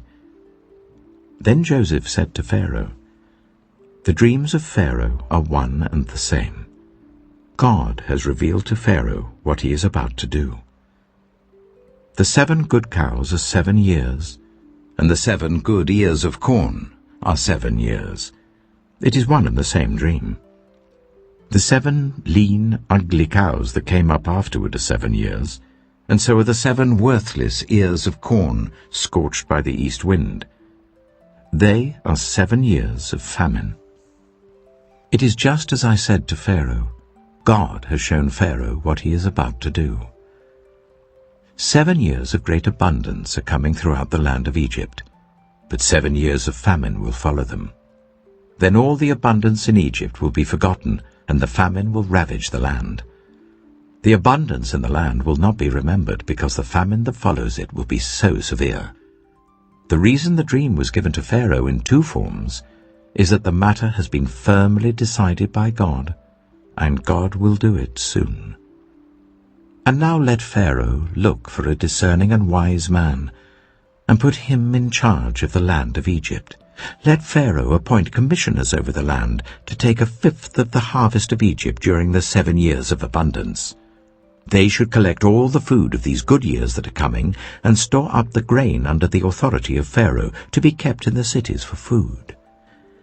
This food should be held in reserve for the country, to be used during the 7 years of famine that will come upon Egypt, so that the country may not be ruined by the famine." The plan seemed good to Pharaoh and to all his officials. So Pharaoh asked them, "Can we find anyone like this man, one in whom is the Spirit of God?" Then Pharaoh said to Joseph, "Since God has made all this known to you, there is no one so discerning and wise as you. You shall be put in charge of my palace, and all my people are to submit to your orders. Only with respect to the throne will I be greater than you." So Pharaoh said to Joseph, "I hereby put you in charge of the whole land of Egypt." Then Pharaoh took his signet ring from his finger and put it on Joseph's finger. He dressed him in robes of fine linen and put a gold chain around his neck. He had him ride in a chariot as his second in command, and people shouted before him, "Make way!" Thus he put him in charge of the whole land of Egypt. Then Pharaoh said to Joseph, "I am Pharaoh, but without your word, no one will lift hand or foot in all Egypt." Pharaoh gave Joseph the name Zapanath-Paneah, and gave him Asenath, daughter of Potiphera, priest of On, to be his wife. And Joseph went throughout the land of Egypt. Joseph was 30 years old when he entered the service of Pharaoh, king of Egypt, and Joseph went out from Pharaoh's presence and travelled throughout Egypt. During the 7 years of abundance the land produced plentifully. Joseph collected all the food produced in those 7 years of abundance in Egypt, and stored it in the cities. In each city he put the food grown in the fields surrounding it. Joseph stored up huge quantities of grain, like the sand of the sea. It was so much that he stopped keeping records because it was beyond measure. Before the years of famine came, 2 sons were born to Joseph by Asenath, daughter of Potiphera, priest of On. Joseph named his firstborn Manasseh, and said, "It is because God has made me forget all my trouble and all my father's household." The second son he named Ephraim, and said, "It is because God has made me fruitful in the land of my suffering." The 7 years of abundance in Egypt came to an end, and the 7 years of famine began, just as Joseph had said. There was famine in all the other lands, but in the whole land of Egypt there was food. When all Egypt began to feel the famine, the people cried to Pharaoh for food. Then Pharaoh told all the Egyptians, "Go to Joseph and do what he tells you." When the famine had spread over the whole country, Joseph opened all the storehouses and sold grain to the Egyptians, for the famine was severe throughout Egypt. And all the world came to Egypt to buy grain from Joseph, because the famine was severe everywhere. Genesis chapter 42. When Jacob learned that there was grain in Egypt, he said to his sons, "Why do you just keep looking at each other?" He continued, "I have heard that there is grain in Egypt. Go down there and buy some for us, so that we may live and not die." Then 10 of Joseph's brothers went down to buy grain from Egypt. But Jacob did not send Benjamin, Joseph's brother, with the others, because he was afraid that harm might come to him. So Israel's sons were among those who went to buy grain, for there was famine in the land of Canaan also. Now Joseph was the governor of the land, the person who sold grain to all its people. So when Joseph's brothers arrived, they bowed down to him with their faces to the ground. As soon as Joseph saw his brothers, he recognized them, but he pretended to be a stranger and spoke harshly to them. "Where do you come from?" he asked. "From the land of Canaan," they replied, "to buy food." Although Joseph recognized his brothers, they did not recognize him. Then he remembered his dreams about them and said to them, "You are spies. You have come to see where our land is unprotected." "No, my lord," they answered. "Your servants have come to buy food. We are all the sons of one man. Your servants are honest men, not spies." "No," he said to them. "You have come to see where our land is unprotected." But they replied, Your servants were 12 brothers, the sons of one man who lives in the land of Canaan. The youngest is now with our father, and one is no more." Joseph said to them, "It is just as I told you. You are spies. And this is how you will be tested. As surely as Pharaoh lives, you will not leave this place unless your youngest brother comes here. Send one of your number to get your brother. The rest of you will be kept in prison, so that your words may be tested to see if you are telling the truth. If you are not, then as surely as Pharaoh lives, you are spies." And he put them all in custody for 3 days. On the 3rd day, Joseph said to them, "Do this, and you will live, for I fear God. If you are honest men, let one of your brothers stay here in prison, while the rest of you go and take grain back for your starving households. But you must bring your youngest brother to me, so that your words may be verified, and that you may not die." This they proceeded to do. They said to one another, "Surely we are being punished because of our brother. We saw how distressed he was when he pleaded with us for his life, but we would not listen. That's why this distress has come on us." Reuben replied, "Didn't I tell you not to sin against the boy? But you wouldn't listen. Now we must give an accounting for his blood." They did not realize that Joseph could understand them, since he was using an interpreter. He turned away from them and began to weep, but then came back and spoke to them again. He had Simeon taken from them and bound before their eyes. Joseph gave orders to fill their bags with grain, to put each man's silver back in his sack, and to give them provisions for their journey. After this was done for them, they loaded their grain on their donkeys and left. At the place where they stopped for the night, one of them opened his sack to get feed for his donkey, and he saw his silver in the mouth of his sack. "My silver has been returned," he said to his brothers. "Here it is in my sack." Their hearts sank, and they turned to each other trembling and said, "What is this that God has done to us?" When they came to their father Jacob in the land of Canaan, they told him all that had happened to them. They said, "The man who is lord over the land spoke harshly to us and treated us as though we were spying on the land. But we said to him, 'We are honest men, we're not spies. We were 12 brothers, sons of one father. One is no more, and the youngest is now with our father in Canaan.' Then the man who is lord over the land said to us, 'This is how I will know whether you are honest men. Leave one of your brothers here with me, and take food for your starving households, and go. But bring your youngest brother to me, so I will know that you are not spies, but honest men. Then I will give your brother back to you, and you can trade in the land.' As they were emptying their sacks, there in each man's sack was his pouch of silver. When they and their father saw the money pouches, they were frightened. Their father Jacob said to them, 'You have deprived me of my children. Joseph is no more, and Simeon is no more. And now you want to take Benjamin? Everything is against me.' Then Reuben said to his father, 'You may put both of my sons to death if I do not bring him back to you. Entrust him to my care, and I will bring him back.' But Jacob said, 'My son will not go down there with you.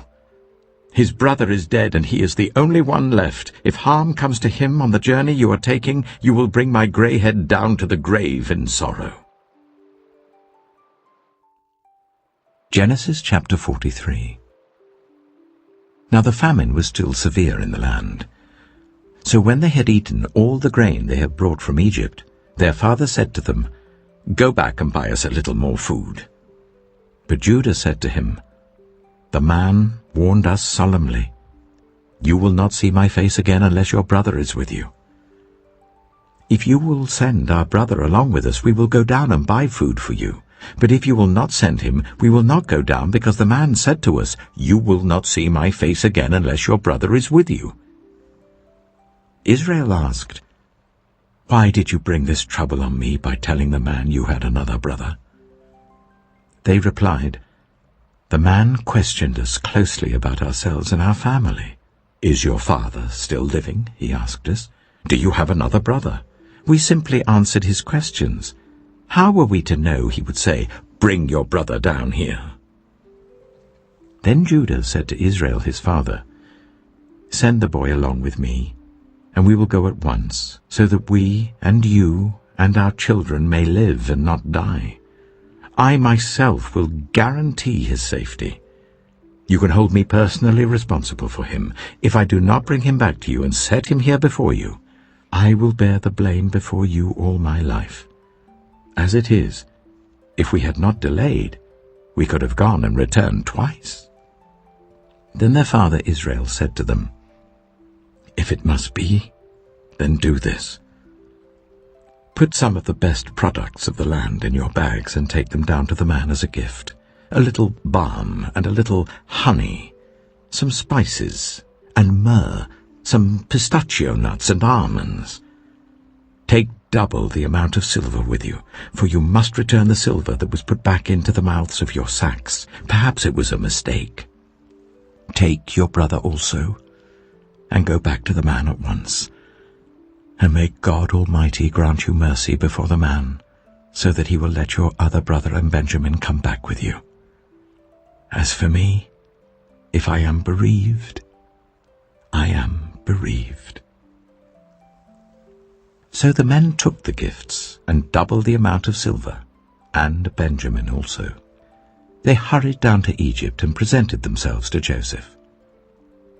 When Joseph saw Benjamin with them, he said to the steward of his house, "Take these men to my house, slaughter an animal and prepare a meal.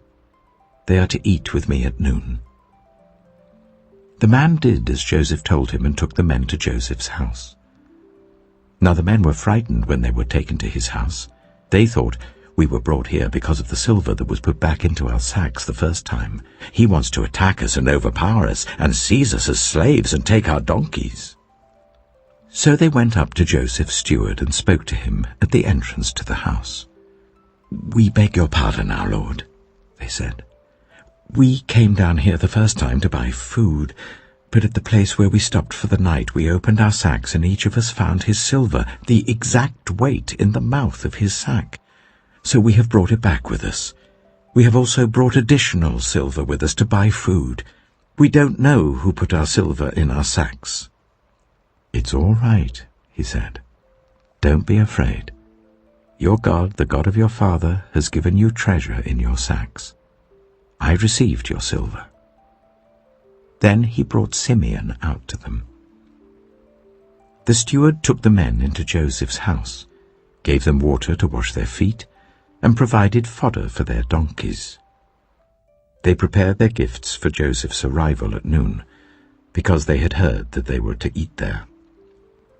When Joseph came home, they presented to him the gifts they had brought into the house, and they bowed down before him to the ground.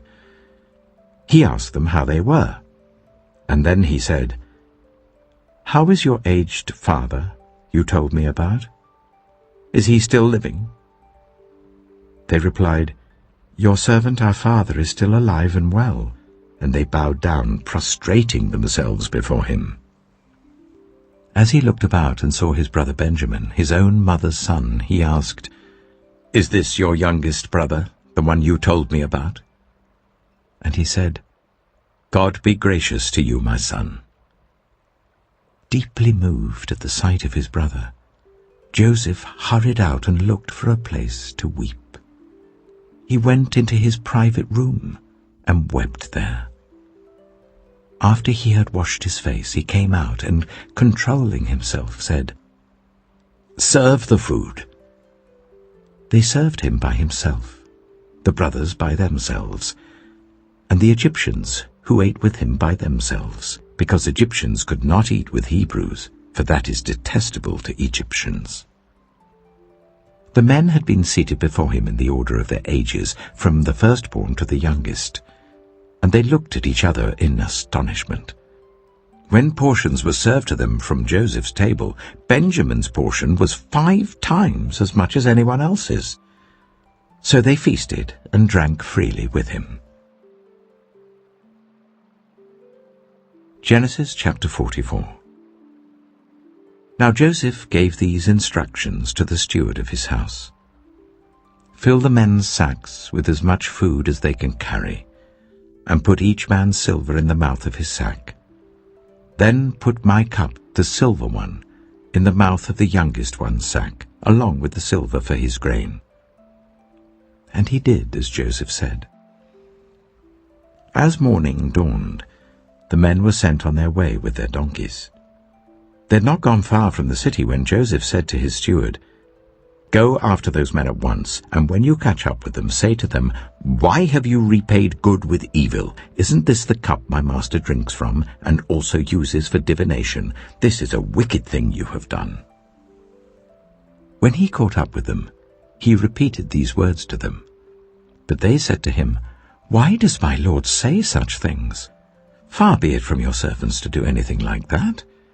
We even brought back to you from the land of Canaan the silver we found inside the mouths of our sacks. So why would we steal silver or gold from your master's house? If any of your servants is found to have it, he will die, and the rest of us will become my lord's slaves." "Very well then," he said, "let it be as you say. Whoever is found to have it will become my slave. The rest of you will be free from blame." Each of them quickly lowered his sack to the ground and opened it. Then the steward proceeded to search, beginning with the oldest and ending with the youngest. And the cup was found in Benjamin's sack. At this they tore their clothes. Then they all loaded their donkeys and returned to the city. Joseph was still in the house when Judah and his brothers came in, and they threw themselves to the ground before him. Joseph said to them, "What is this you have done? Don't you know that a man like me can find things out by divination?" "What can we say to my lord?" Judah replied. "What can we say? How can we prove our innocence? God has uncovered your servant's guilt. We are now my lord's slaves, we ourselves and the one who was found to have the cup." But Joseph said, "Far be it from me to do such a thing. Only the man who was found to have the cup will become my slave. The rest of you, go back to your father in peace." Then Judah went up to him and said, "Pardon your servant, my lord. Let me speak a word to my lord. Do not be angry with your servant, though you are equal to Pharaoh himself. My lord asked his servants, 'Do you have a father or a brother?' And we answered, 'We have an aged father, and there is a young son born to him in his old age. His brother is dead, and he is the only one of his mother's sons left, and his father loves him.' Then you said to your servants, 'Bring him down to me so I can see him for myself.' And we said to my lord, 'The boy cannot leave his father. If he leaves him, his father will die.' But you told your servants, 'Unless your youngest brother comes down with you, you will not see my face again.' When we went back to your servant, my father, we told him what my lord had said. Then our father said, 'Go back and buy a little more food.' But we said, 'We cannot go down. Only if our youngest brother is with us will we go. We cannot see the man's face unless our youngest brother is with us.' Your servant, my father, said to us, 'You know that my wife bore me 2 sons. One of them went away from me, and I said, "He has surely been torn to pieces," and I have not seen him since. If you take this one from me too, and harm comes to him, you will bring my grey head down to the grave in misery. So now, if the boy is not with us, when I go back to your servant my father, and if my father, whose life is closely bound up with the boy's life, sees that the boy isn't there, he will die. Your servants will bring the grey head of our father down to the grave in sorrow. Your servant guaranteed the boy's safety to my father. I said, if I do not bring him back to you, I will bear the blame before you, my father, all my life. Now then, please let your servant remain here as my lord's slave in place of the boy, and let the boy return with his brothers. How can I go back to my father if the boy is not with me? No, Do not let me see the misery that would come on my father. Genesis chapter 45. Then Joseph could no longer control himself before all his attendants, and he cried out, "Make everyone leave my presence."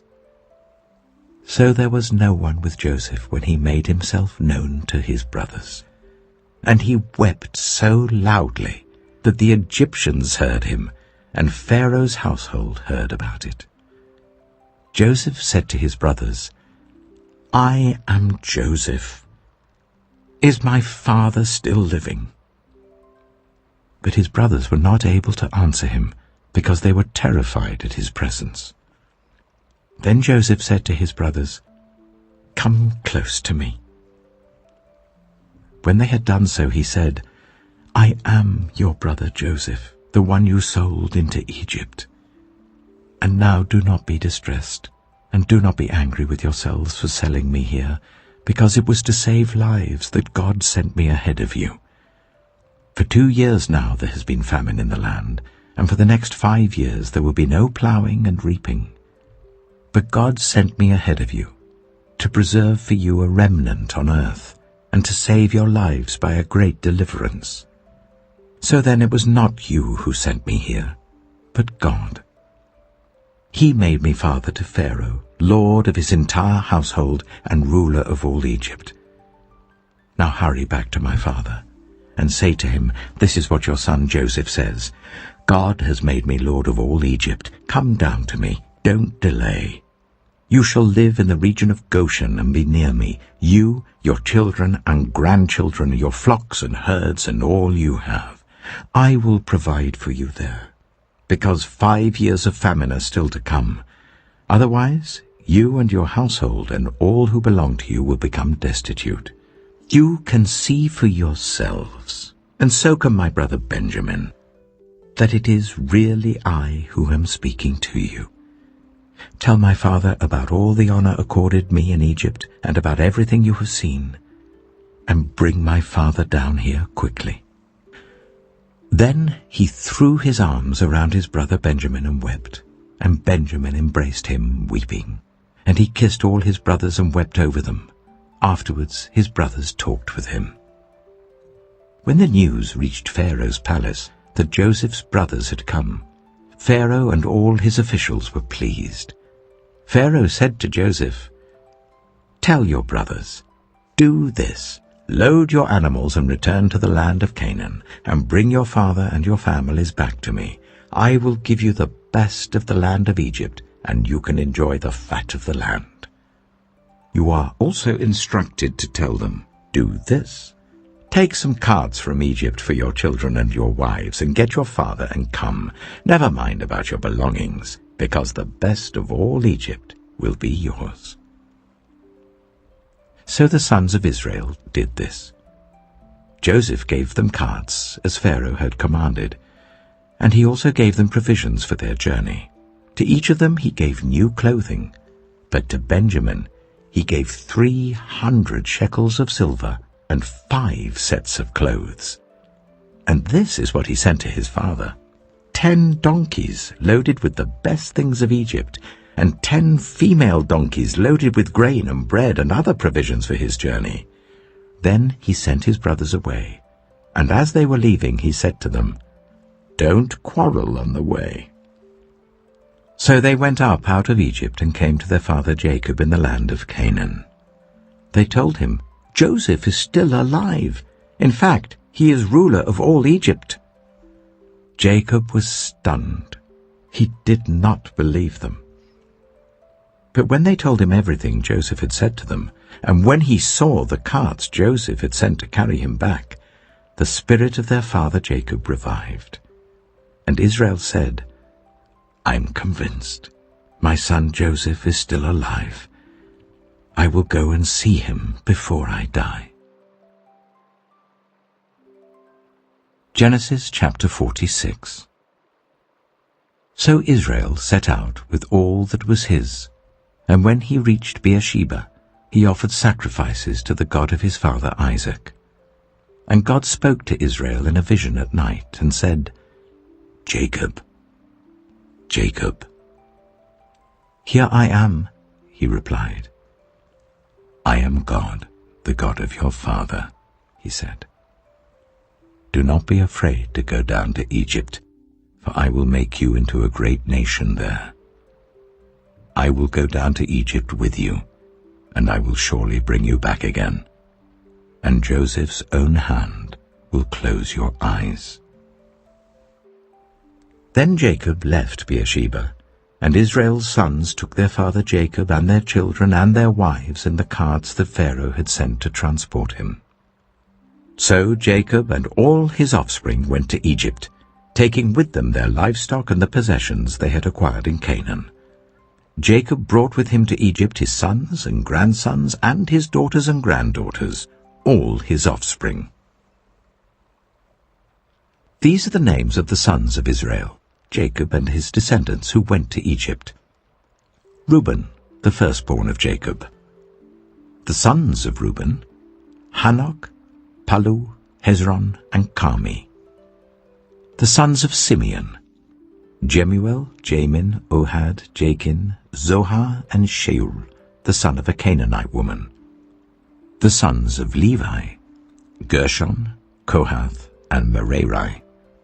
The sons of Judah: Onan, Shelah, Perez, and Zerah. But and Onan had died in the land of Canaan. The sons of Perez: Hezron and Hamul. The sons of Issachar: Tola, Pua, Jeshub, and Shimron. The sons of Zebulun: Sered, Elon, and Jahilel. These were the sons Leah bore to Jacob in Paddan Aram, besides his daughter Dinah. These sons and daughters of his were 33 in all. The sons of Gad: Zephon, Haggai, Shunai, Esbon, Eri, Erodai, and Arilai. The sons of Asher: Imnah, Ishva, Ishvi, and Beriah. Their sister was Sirah. The sons of Beriah: Heber and Malkiel. These were the children born to Jacob by Zilpah, whom Laban had given to his daughter Leah, 16 in all. The sons of Jacob's wife Rachel: Joseph and Benjamin. In Egypt, Manasseh and Ephraim were born to Joseph by Asenath, daughter of Potiphar, priest of On. The sons of Benjamin: Bela, Becher, Ashbel, Jirah, Naaman, Ehi, Rosh, Mappin, Huppim, and Ard. These were the sons of Rachel who were born to Jacob, 14 in all. The son of Dan: Hushim. The sons of Naphtali: Jaziel, Gunai, Jezer, and Shillem. These were the sons born to Jacob by Bilhah, whom Laban had given to his daughter Rachel, 7 in all. All those who went to Egypt with Jacob, those who were his direct descendants, not counting his sons' wives, numbered 66 persons. With the 2 sons who had been born to Joseph in Egypt, the members of Jacob's family, which went to Egypt, were 70 in all. Now Jacob sent Judah ahead of him to Joseph to get directions to Goshen. When they arrived in the region of Goshen, Joseph had his chariot made ready and went to Goshen to meet his father Israel. As soon as Joseph appeared before him, he threw his arms around his father and wept for a long time. Israel said to Joseph, "Now I'm ready to die, since I have seen for myself that you are still alive." Then Joseph said to his brothers and to his father's household, "I will go up and speak to Pharaoh, and will say to him, 'My brothers and my father's household who are living in the land of Canaan have come to me. The men are shepherds, they tend livestock, and they have brought along their flocks and herds and everything they own. When Pharaoh calls you in and asks, 'What is your occupation?' you should answer, 'Your servants have tended livestock from our boyhood on, just as our fathers did.' Then you will be allowed to settle in the region of Goshen, for all shepherds are detestable to the Egyptians." Genesis chapter 47. Joseph went and told Pharaoh, "My father and brothers with their flocks and herds and everything they own have come from the land of Canaan and are now in Goshen." He chose 5 of his brothers and presented them before Pharaoh. Pharaoh asked the brothers, "What is your occupation?" "Your servants are shepherds," they replied to Pharaoh, "just as our fathers were." They also said to him, "We have come to live here for a while because the famine is severe in Canaan, and your servants' flocks have no pasture. So now please let your servants settle in Goshen." Pharaoh said to Joseph, "Your father and your brothers have come to you, and the land of Egypt is before you. Settle your father and your brothers in the best part of the land. Let them live in Goshen, and if you know of any among them with special ability, put them in charge of my own livestock." Then Joseph brought his father Jacob in and presented him before Pharaoh. After Jacob blessed Pharaoh, Pharaoh asked him, "How old are you?" And Jacob said to Pharaoh, "The years of my pilgrimage are 130. My years have been few and difficult, and they do not equal the years of the pilgrimage of my fathers." Then Jacob blessed Pharaoh and went out from his presence. So Joseph settled his father and his brothers in Egypt and gave them property in the best part of the land, the district of Ramesses, as Pharaoh directed.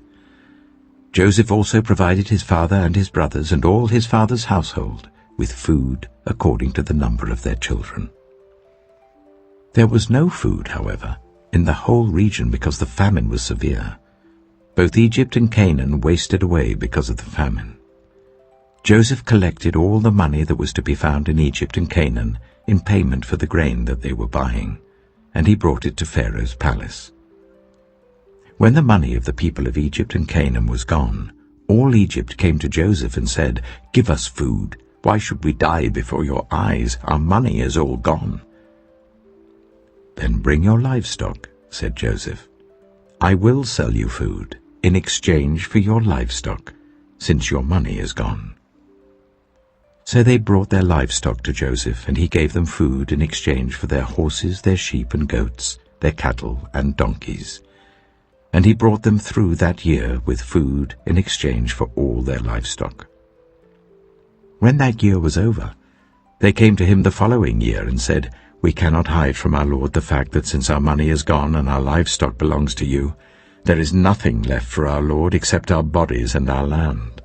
Why should we perish before your eyes, we and our land as well? Buy us and our land in exchange for food, and we with our land will be in bondage to Pharaoh. Give us seed so that we may live and not die, and that the land may not become desolate." So Joseph bought all the land in Egypt for Pharaoh. The Egyptians, one and all, sold their fields because the famine was too severe for them. The land became Pharaoh's, and Joseph reduced the people to servitude from one end of Egypt to the other. However, he did not buy the land of the priests, because they received a fixed allowance from Pharaoh, and had food enough from the allowance Pharaoh gave them. That is why they did not sell their land. Joseph said to the people, "Now that I have bought you and your land today for Pharaoh, here is seed for you so you can plant the ground. But when the crop comes in, give 1/5 of it to Pharaoh. The other 4/5 you may keep as seed for the fields and as food for yourselves and your households and your children." "You have saved our lives," they said. "May we find favor in the eyes of our Lord. We will be in bondage to Pharaoh." So Joseph established it as a law concerning land in Egypt, still in force today, that 1/5 of the produce belongs to Pharaoh. It was only the land of the priests that did not become Pharaoh's. Now the Israelites settled in Egypt in the region of Goshen. They acquired property there and were fruitful and increased greatly in number. Jacob lived in Egypt 17 years, and the years of his life were 147. When the time drew near for Israel to die, he called for his son Joseph and said to him, "If I have found favor in your eyes, put your hand under my thigh and promise that you will show me kindness and faithfulness. Do not bury me in Egypt, but when I rest with my fathers, carry me out of Egypt and bury me where they are buried." "I will do as you say," he said. "Swear to me," he said. Then Joseph swore to him, and Israel worshipped as he leaned on the top of his staff. Genesis chapter 48. Sometime later Joseph was told, "Your father is ill." So he took his 2 sons, Manasseh and Ephraim, along with him. When Jacob was told, "Your son Joseph has come to you," Israel rallied his strength and sat up on the bed. Jacob said to Joseph, "God Almighty appeared to me at Luz in the land of Canaan, and there he blessed me and said to me, 'I am going to make you fruitful and increase your numbers. I will make you a community of peoples, and I will give this land as an everlasting possession to your descendants after you.' Now then, your 2 sons born to you in Egypt before I came to you here will be reckoned as mine. Ephraim and Manasseh will be mine, just as Reuben and Simeon are mine. Any children born to you after them will be yours. In the territory they inherit, they will be reckoned under the names of their brothers. As I was returning from Padan, to my sorrow, Rachel died in the land of Canaan while we were still on the way, a little distance from Ephrath. So I buried her there beside the road to Ephrath, that is Bethlehem."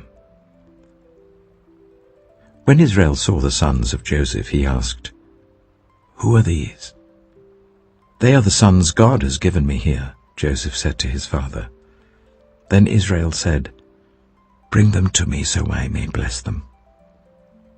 Now Israel's eyes were failing because of old age, and he could hardly see.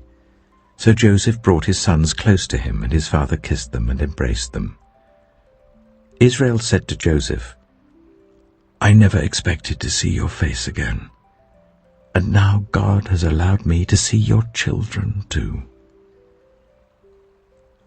Then Joseph removed them from Israel's knees and bowed down with his face to the ground. And Joseph took both of them, Ephraim on his right towards Israel's left hand, and Manasseh on his left towards Israel's right hand, and brought them close to him. But Israel reached out his right hand and put it on Ephraim's head, though he was the younger, and crossing his arms, he put his left hand on Manasseh's head, even though Manasseh was the firstborn. Then he blessed Joseph and said, "May the God before whom my fathers, Abraham and Isaac, walked faithfully, the God who has been my shepherd all my life to this day, the angel who has delivered me from all harm, may he bless these boys. May they be called by my name and the names of my fathers, Abraham and Isaac, and may they increase greatly on the earth." When Joseph saw his father placing his right hand on Ephraim's head, he was displeased. So he took hold of his father's hand to move it from Ephraim's head to Manasseh's head. Joseph said to him, "No, my father, this one is the firstborn. Put your right hand on his head." But his father refused and said, "I know, my son, I know. He too will become a people, and he too will become great. Nevertheless, his younger brother will be greater than he, and his descendants will become a group of nations." He blessed them that day and said, "In your name will Israel pronounce this blessing. May God make you like Ephraim and Manasseh." So he put Ephraim ahead of Manasseh.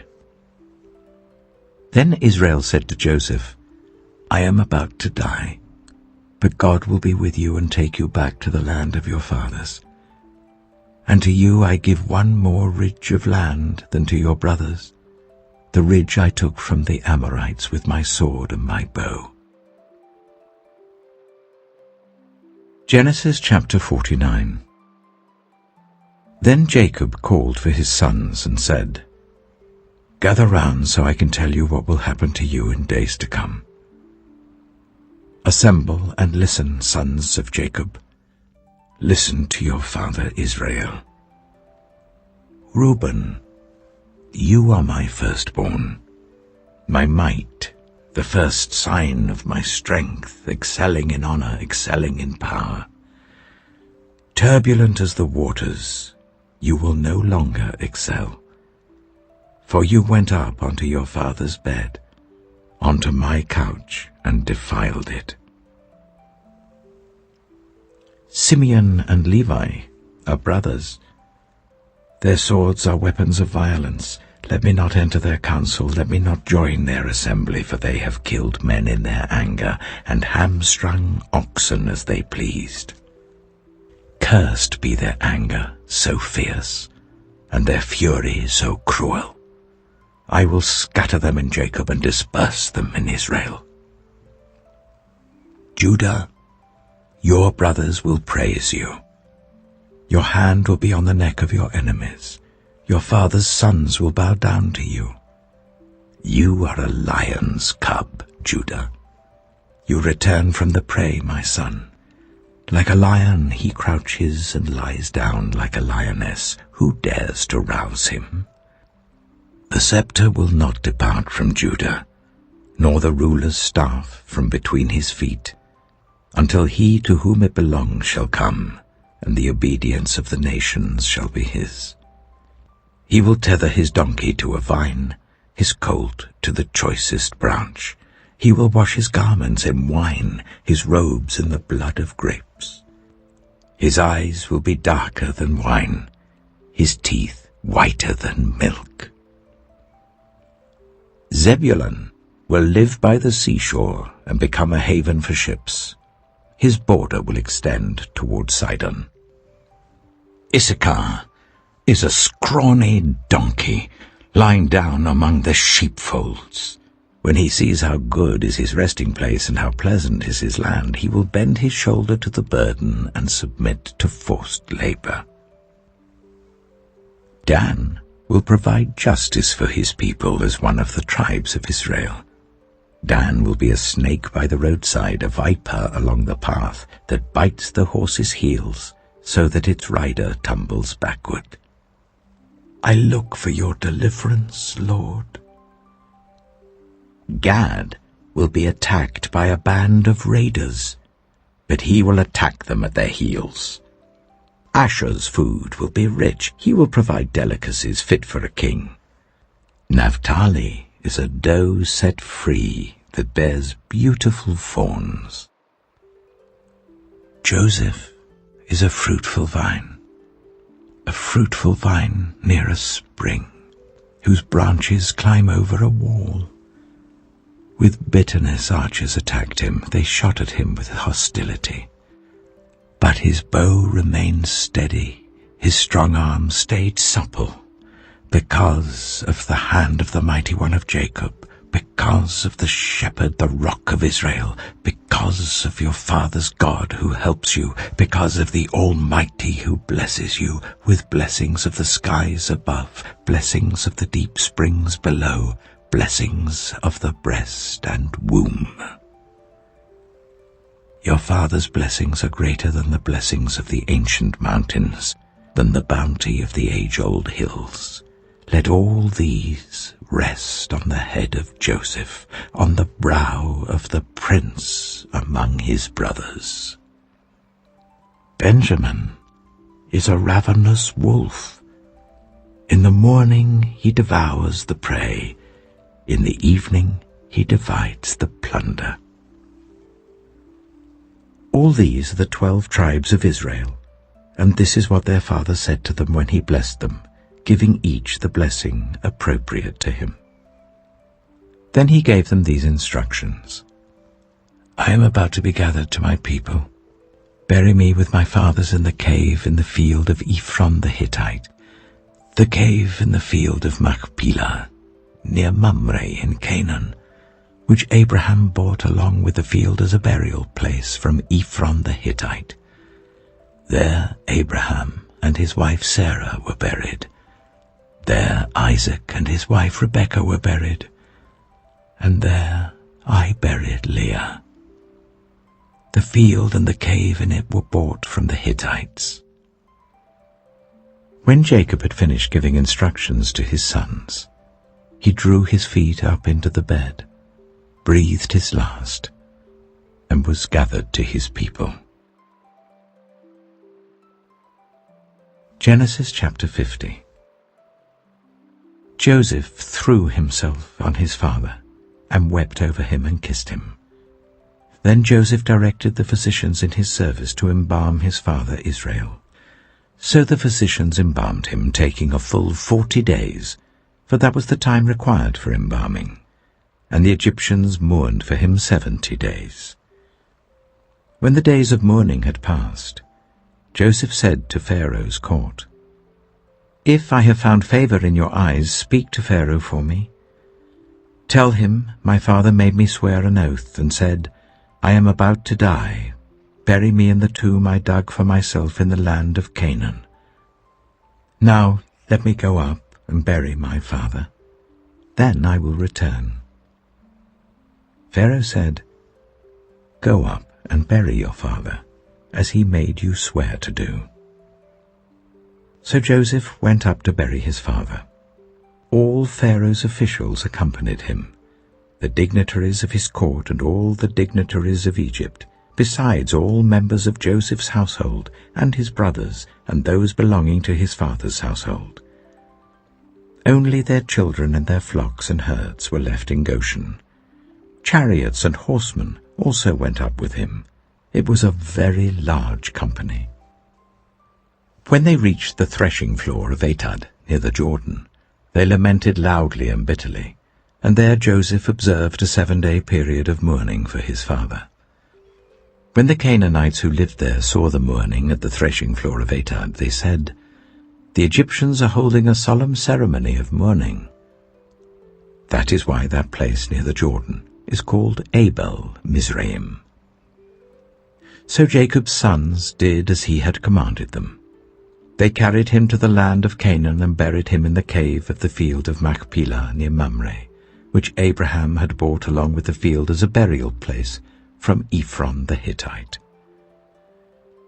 After burying his father, Joseph returned to Egypt, together with his brothers and all the others who had gone with him to bury his father. When Joseph's brothers saw that their father was dead, they said, "What if Joseph holds a grudge against us and pays us back for all the wrongs we did to him?" So they sent word to Joseph, saying, "Your father left these instructions before he died. This is what you are to say to Joseph. I ask you to forgive your brothers the sins and the wrongs they committed in treating you so badly. Now please forgive the sins of the servants of the God of your father."